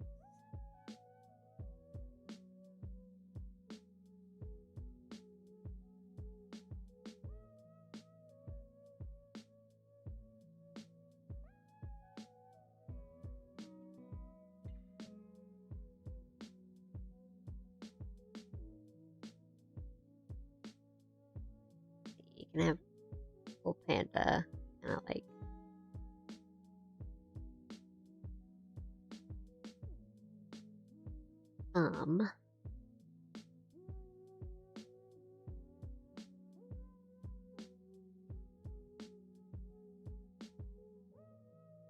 this is actually a really like Being a panchamp would actually be super on brand.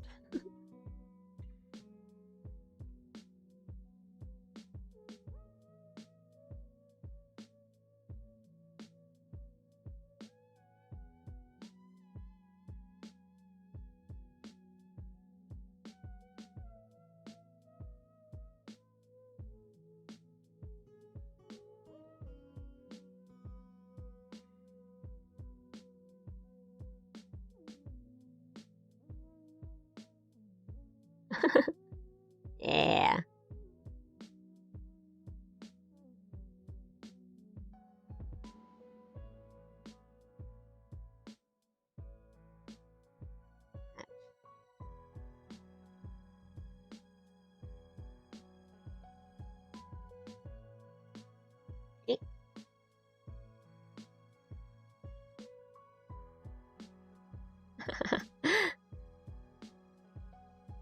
Oh, I didn't even not see that I was covering a bit of it.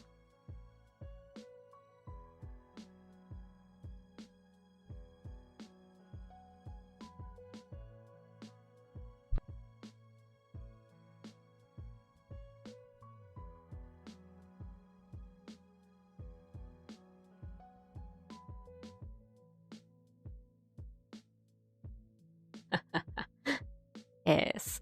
Good.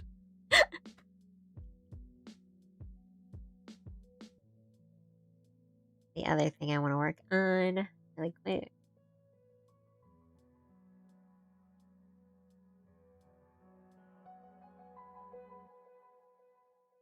Move this up there for space.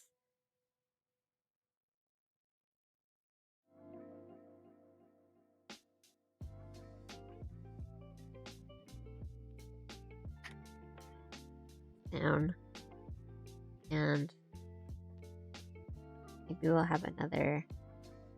We don't need one. We absolutely don't need one, but a smaller usable model.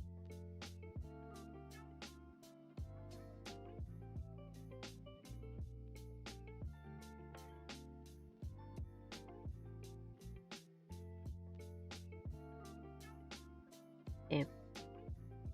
Alley. Maybe have a standalone gym. Might be good.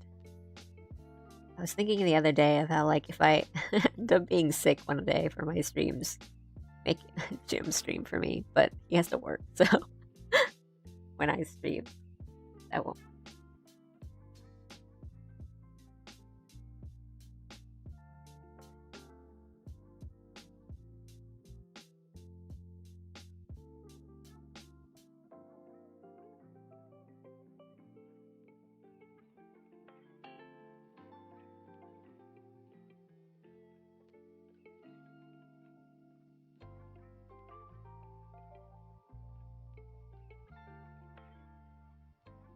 We need a big head gym and a big head alley to block half the screen.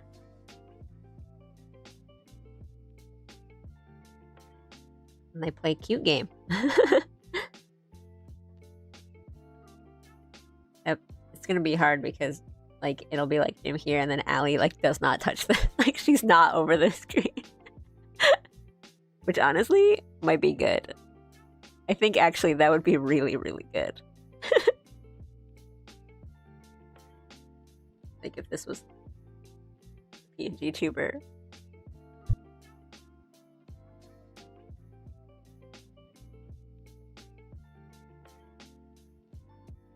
Or I guess if it's more accurate, Allie would.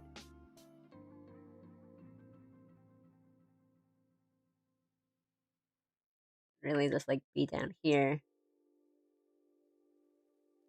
And then the PNG tuber model would be like this.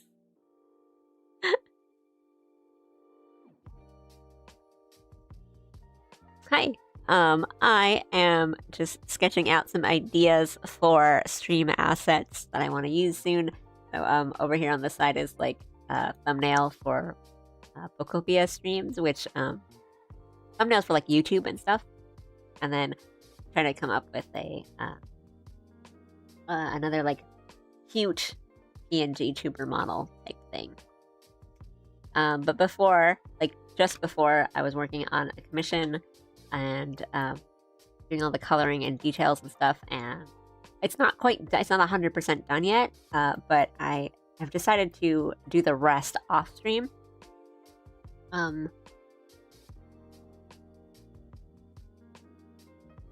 Just so I'm like a little bit more focused on it before I to do the like finishing touches and stuff before I send it off to the client, like the person who commissioned me.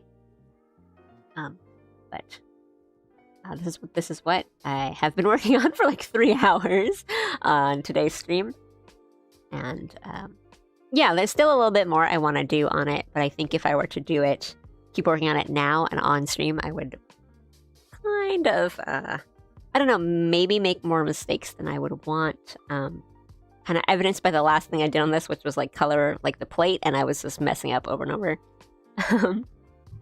That was that today. Actually, I'll leave this up for a second while I take a little bite to eat. Twitch doesn't deserve thumbnails. I will say, to be honest, as the person who is putting up the streams, not having to worry about the thumbnail, and like I always just reuse my thumbnails anyway, but not having to really think about the thumbnails and kind of having less pressure on a snappy little like stream title is quite nice. It's a lot of weight off my shoulders, and again, coming from someone who just reuses I reuse my thumbnail for everything. I used to put little like some numbers on them for like the next like additional stream, but I'm too lazy for that now. And I did it for Outer Wilds because I think that was more important for Outer Wilds, where if people want to watch it, or the VODs, it was better to kind of have to show the order. Whereas for some of the other things I've been playing recently, I think it's like, I just put it in the title.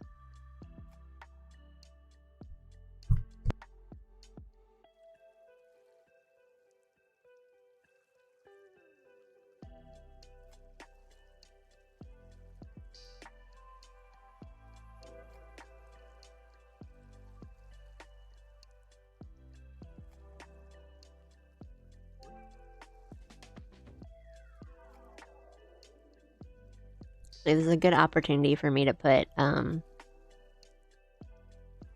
little text message thing. I'm not muted. Well, I'm...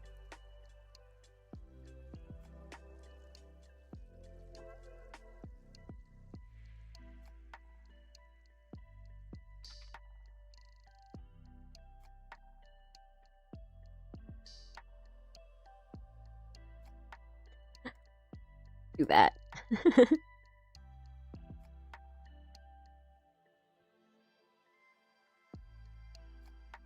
I'm still here, but I'm taking some bites to eat. So if you say something in chat, I'll read it. But reason why I'm not talking with my mouth full.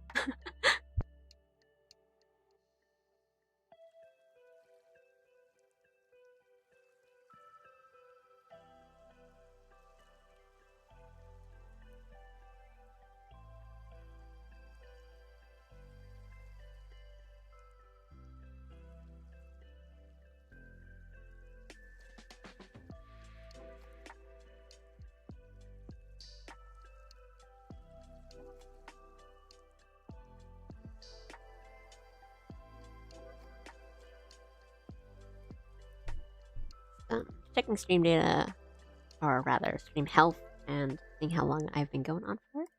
I mean, I did what I wanted to do, and I have other things to work on, but yeah, as I've been saying before, I do want to do a bit more art streams this month, and like more often, so I'll probably be doing more drawing this month anyway.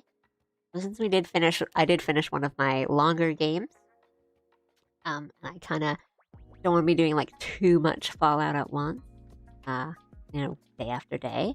So again, we might be doing some more like shorter one-shot kind of things before I jump right into another new game. Or we'll just kind of go into the ones that we'll jump back in and out of a lot like a Pocopia. Eating again.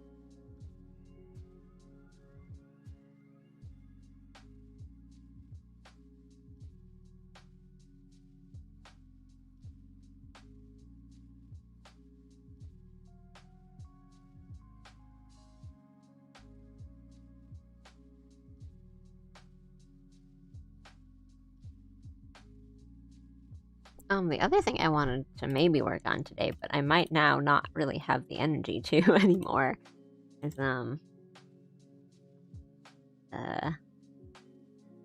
WeTuba art. Looking still happy with it. I was gonna finish like all the preliminary coloring on this on stream today, but I am quickly running out of steam. To be honest, it's really kind of mainly the shoes that need coloring, but again, that's like preliminary coloring, which I don't think that makes sense. But I guess if you look here at like the opera that I'm drawing, for example, I do a lot of like, for example, like shell shading, and then I go and then do more like lighting effects on top, or I do drop in color, and then I take the shadows or the highlights, like that shape, and then I color on top of that. So that's kind of what I'm talking about here, where there's still like here and here there's still shading on like the hair, but I go back and I color those, like I edit those parts, make it a little less more colorful. My plan was to do some of it, but maybe we'll save that for next stream. I'm wondering, maybe I should do like some rigging on stream and have people help me. Maybe it'll be a little less hopeless than last time, which was really hopeless. Art takes focus, running out of steam makes sense. True, I was doing art and I was chatting a lot today, so I don't feel like I haven't done nothing. Let me just put it back on here while I take a bit more to eat.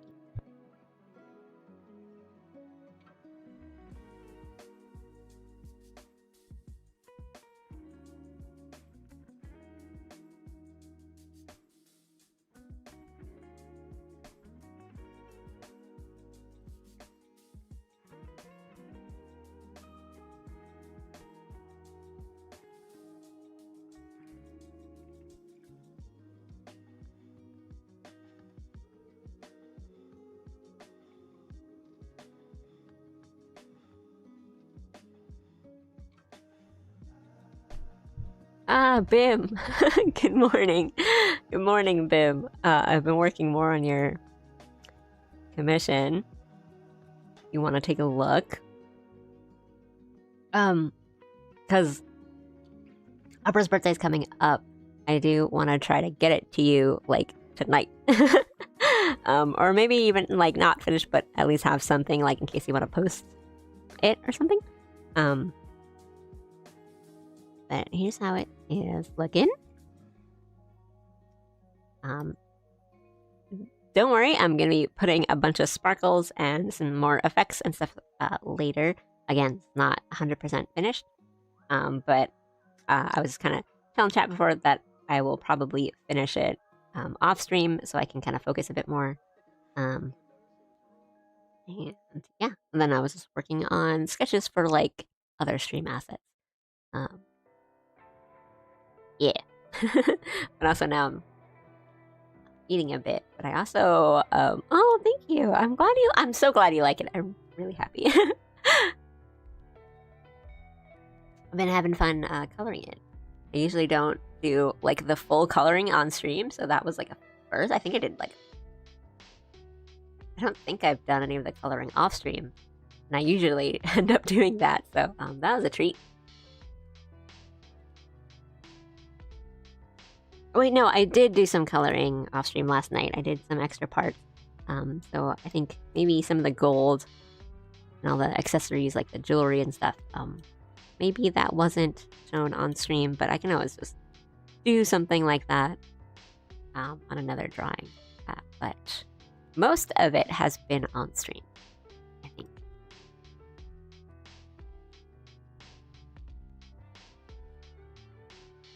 Yeah, be some more coloring effects and lots of sparkles.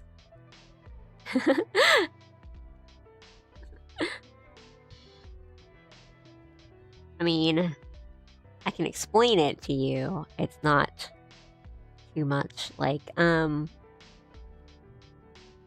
it's really just dropping in like big rectangles of color and doing one kind of stark, very different dark, like this brown one.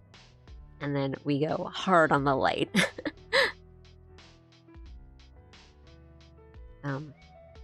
It's just thinking of where the shadow would be, where the light would be. That's not a good explanation at all. I'm sorry. I'm really like, oh, how do I color metal? I just put the color in. That's essentially what it amounted to. But I guess what I mean by that is that I really don't do anything fancy. I really do just kind of drop the color in, and that's kind of all you need. It's just like, take a shadow, and then you take a much darker shadow, and you make a big face with the first shadow, and then you go inside that big shadow and make a smaller one. That's really it.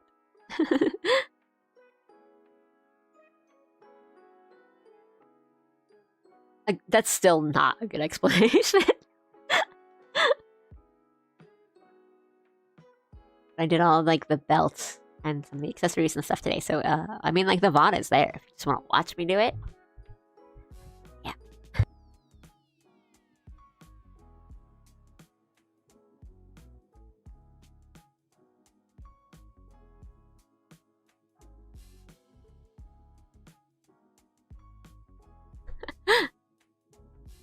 Well, but for me, it doesn't look good in your eyes because that's what I care about.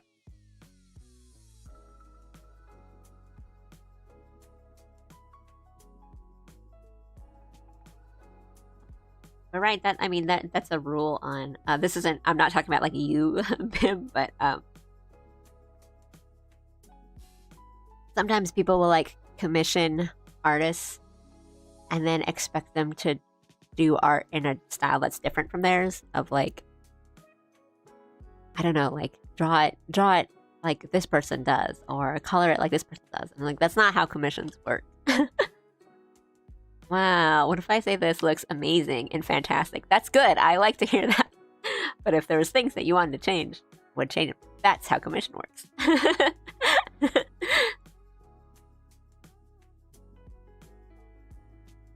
But yeah, I'm really happy. Because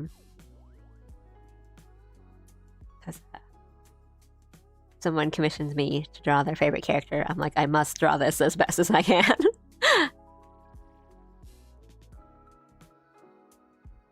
Someone who practices the sacred art of oshikatsu.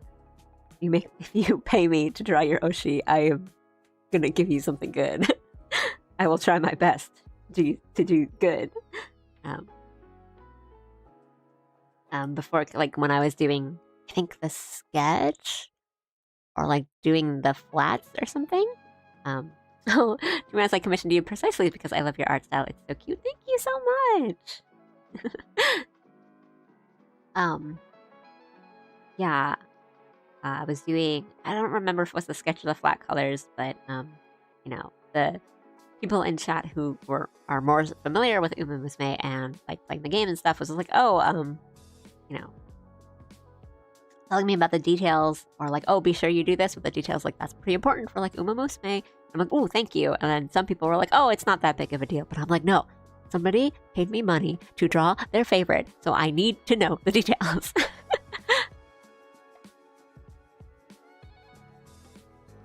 Ooh, I haven't told you I'm doing some oshikatsu later today because I'm too busy to do anything tomorrow.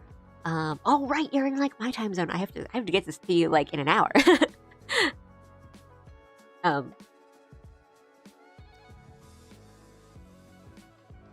Cool. Sorry, I just like blanked out for a second. What are you doing? Can I ask?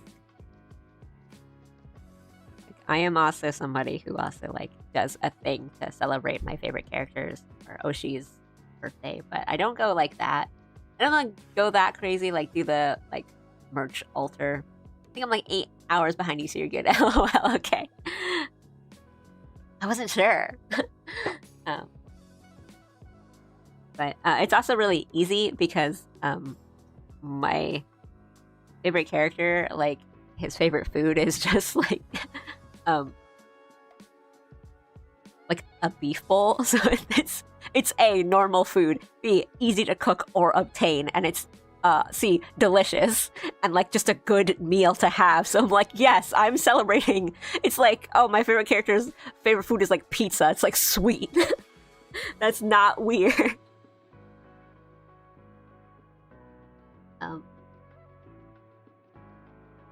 But lately, since my characters I like tend to be about like, you know, fitness minded, I'm like, I need to work out and like exercise and have a really good exercise day on my Oshi's birthday. They would want me to do this.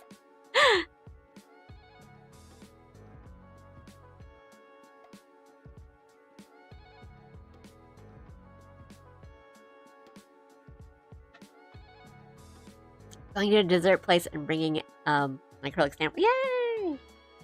Take a picture and post it on the Discord. No, you don't have to, but maybe I will then share my oshikatsuing. Oshikatsuing in a pizzeria would be sick. Pizza party for my Oshi.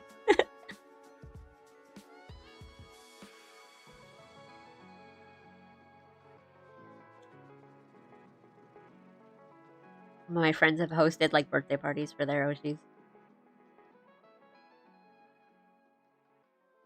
was fun, actually. It's just an excuse to like have a potluck dinner with your friends and then take pictures of like all your plushies.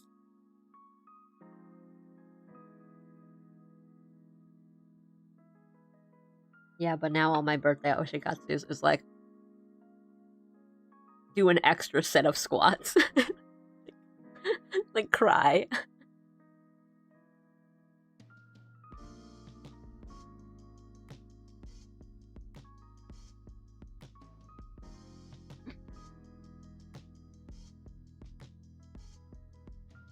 Well, that's some of them, and then thinking sorry. I don't think I do anything. Do I do anything special for like? Well, no. The special thing I do for Roberu's birthday is like I animate something. I go insane for like 3 days,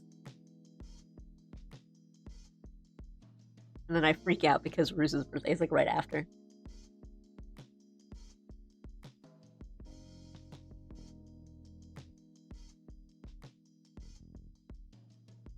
Yeah, the last one I went to was pretty fun. Because they like, I think so. I it's either birthday or anniversary. Because I remember every time I do like work on one, I'm like, hooray, I finished my animation, and then I like look at my calendar. I'm like, uh-oh, I need to do another one right now. I might be wrong. It's like late September, I think. Birthdays. Yeah, the last one I went to, they like rented a space, but because like their apartment. Well, no, their apartment's huge actually. I don't know why. I don't know why they rented a space, but they did, and it was like they got like cake and food, and like the whole stereo system and like the projector screen playing music and videos and music videos, and then had photo space for all like her like merch altar and her plushies and stuff, and then it was like, oh, bring your plushies and we'll have do like the photo shoot of like Oshikatsu, but also because we're the type that don't like to take or post photos of our own faces. It was a good time.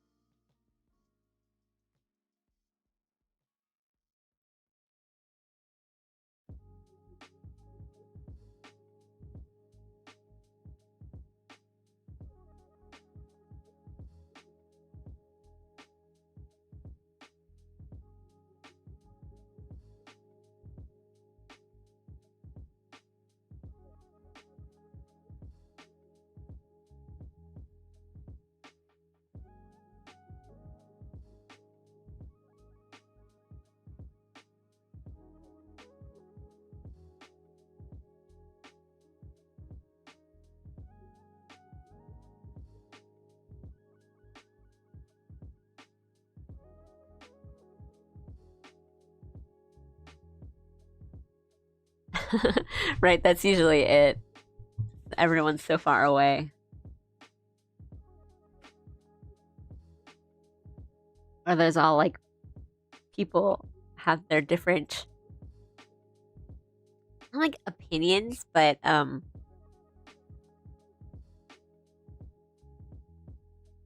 guess there's some people who like don't want to like in person interact sometimes when it comes to like fandom stuff, which is understandable. It's like you gotta find not only just people near you, but like the right people near you.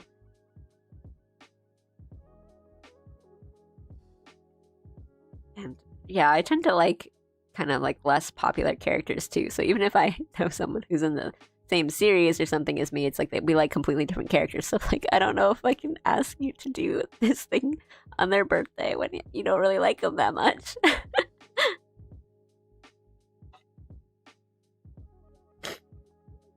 Sorry, sniffle.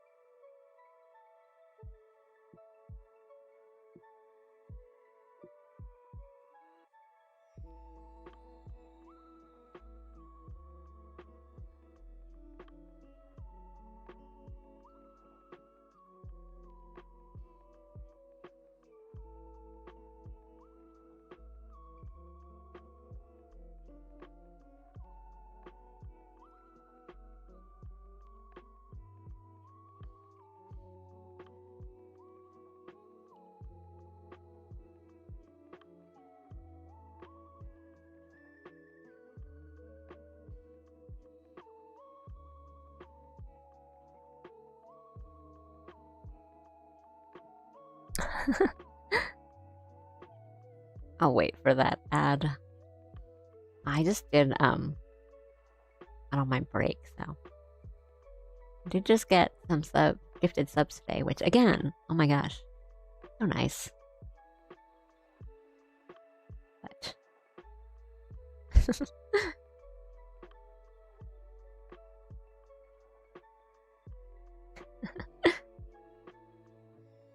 I'll wait for ads to finish on Twitch. But I mean, yeah, super chats and gifted subs today. You guys are crazy. Thank you so much.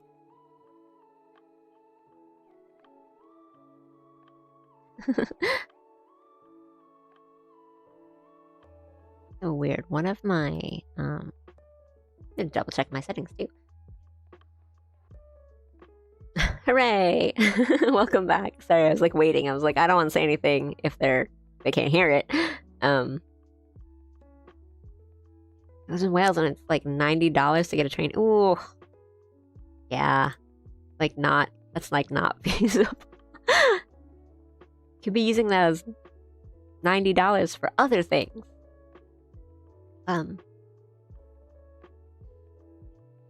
Yeah. Try to come up with other cool things that make a sub a little bit more worth it. But there's a lot of other things I want to do. I want to like add to like my streaming. At the beginning of the streamer, I was talking with another someone who rated it to me, and we were just talking about how it's always, you just always think like my stream is lacking, and then it gets scary because it becomes overwhelming, and then you don't want to force anything and like make it really like uncool. But then it's like, well, maybe uncool is better than nothing, and yes, exactly. Can use that money for more merch or more cake for their birthday, etc. I didn't want to go just when you came in, Vim. But when you came in, because that always happens, right?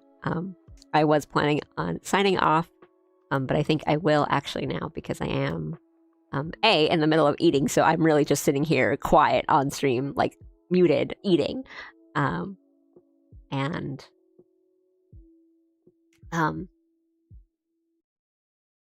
as evidenced by me just blanking out every 10 seconds, I am super running out of steam. So it's a better idea for me to sign off here and then come back tomorrow.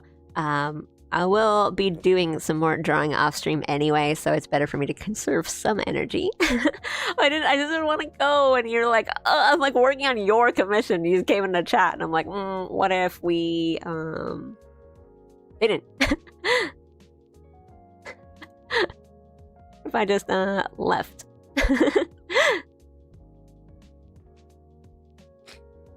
Just a 4+. Oh gosh, have we been going on for that long? We have. Yeah. Thank you guys for watching me today. I think we did some good work. I did some good work. I hope you guys did some good work. I know some of you guys have work. It was a proper co-working stream. You guys were working, or like you guys come back from work or class or whatever you guys were doing. You're finished. So thank you. Tomorrow, if all goes well and nothing, expect scuff, because it's the first time I'm actually using my capture card. Lovely work. Definitely not sleeping. You come and saying good morning, so I'm just like, yeah. Might be scuffed tomorrow because it's the first time I'm using my capture card, but tomorrow will be Pokopia. It's not the beginning of the game. I have been playing Pokopia a lot, but I just want to stream it, and it's also going to be like a test run for my capture card and like how my stream's set up for it. So yeah, might be some scuff. Who knows? And if it doesn't work, I will pivot to something else. We'll see. I'll keep you guys posted on the Discord. But yeah, either way, I'll be here tomorrow streaming something. Do you guys want to be sent somewhere? I don't know if anyone has any recommendations. We don't have like, we've got some people today. Let me check my Twitch and see if any buddies are on. Nope. But we did have a couple artists raid into me, so let me go check and see who's on. Maybe we'll do like a new person, like a rando today. Not like a rando, but you know, someone I don't know.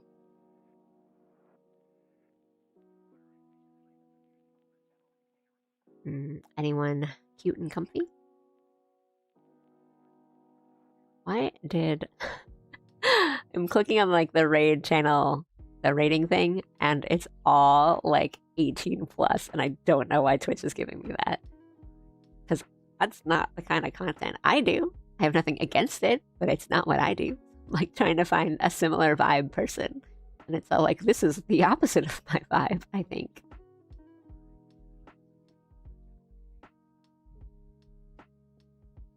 Oh my god, every one of them has 18 plus. Well, 18 plus doesn't mean like they're just doing like, explicit art. It just means like, you know, no kids in chat.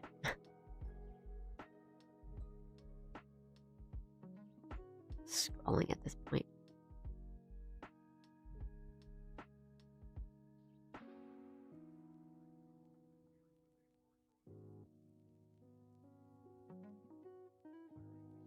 Me.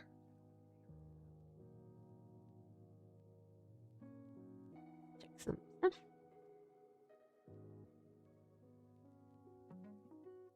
Look for some cute art.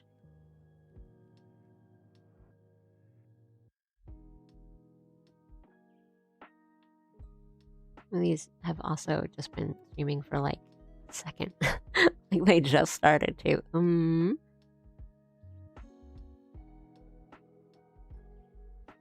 Oops.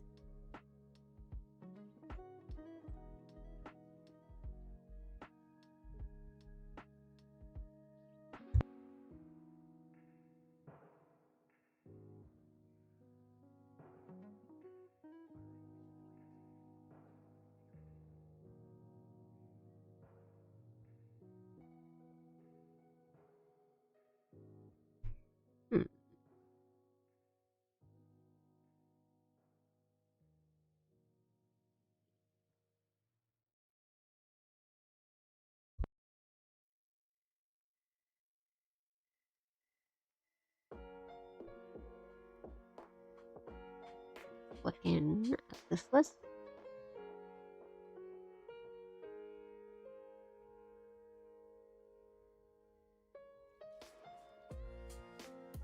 The vibe check. You viewer catch.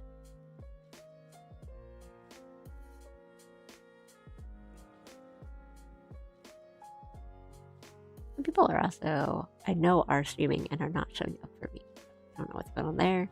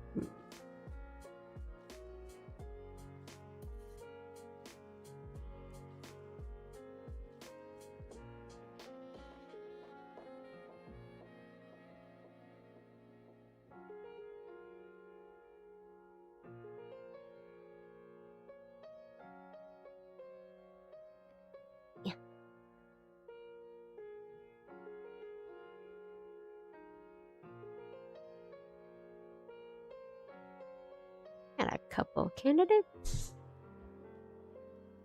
I'm just shy.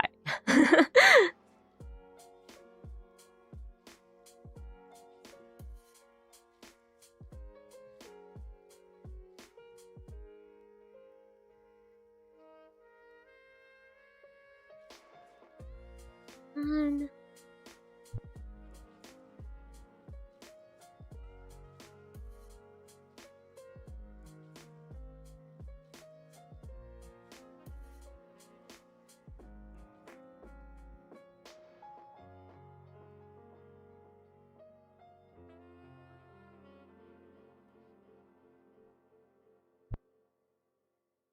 Okay, I will set up a raid, usual raid message. YouTube people, thank you for watching me. I'll be back tomorrow doing something. And Twitch people, thank you guys so much today for watching me. This is like a person I don't know that I'm raiding to, so be nice. And tomorrow we'll be playing, hopefully playing Pokopia. And thank you again for all the follows and the super chats and the subs today. Thank you guys so much. Seriously, like, that's so sweet of you guys. Thanks. I'm going to start the raid and I'll put my outro out. Thank you guys so much. I'll see you guys tomorrow. Be nice. Get some sleep, etc. Arigatou gozaimashita. I'm starting the raid in a second. Bye-bye. Well, I mean, I'll still be here, but start that raid.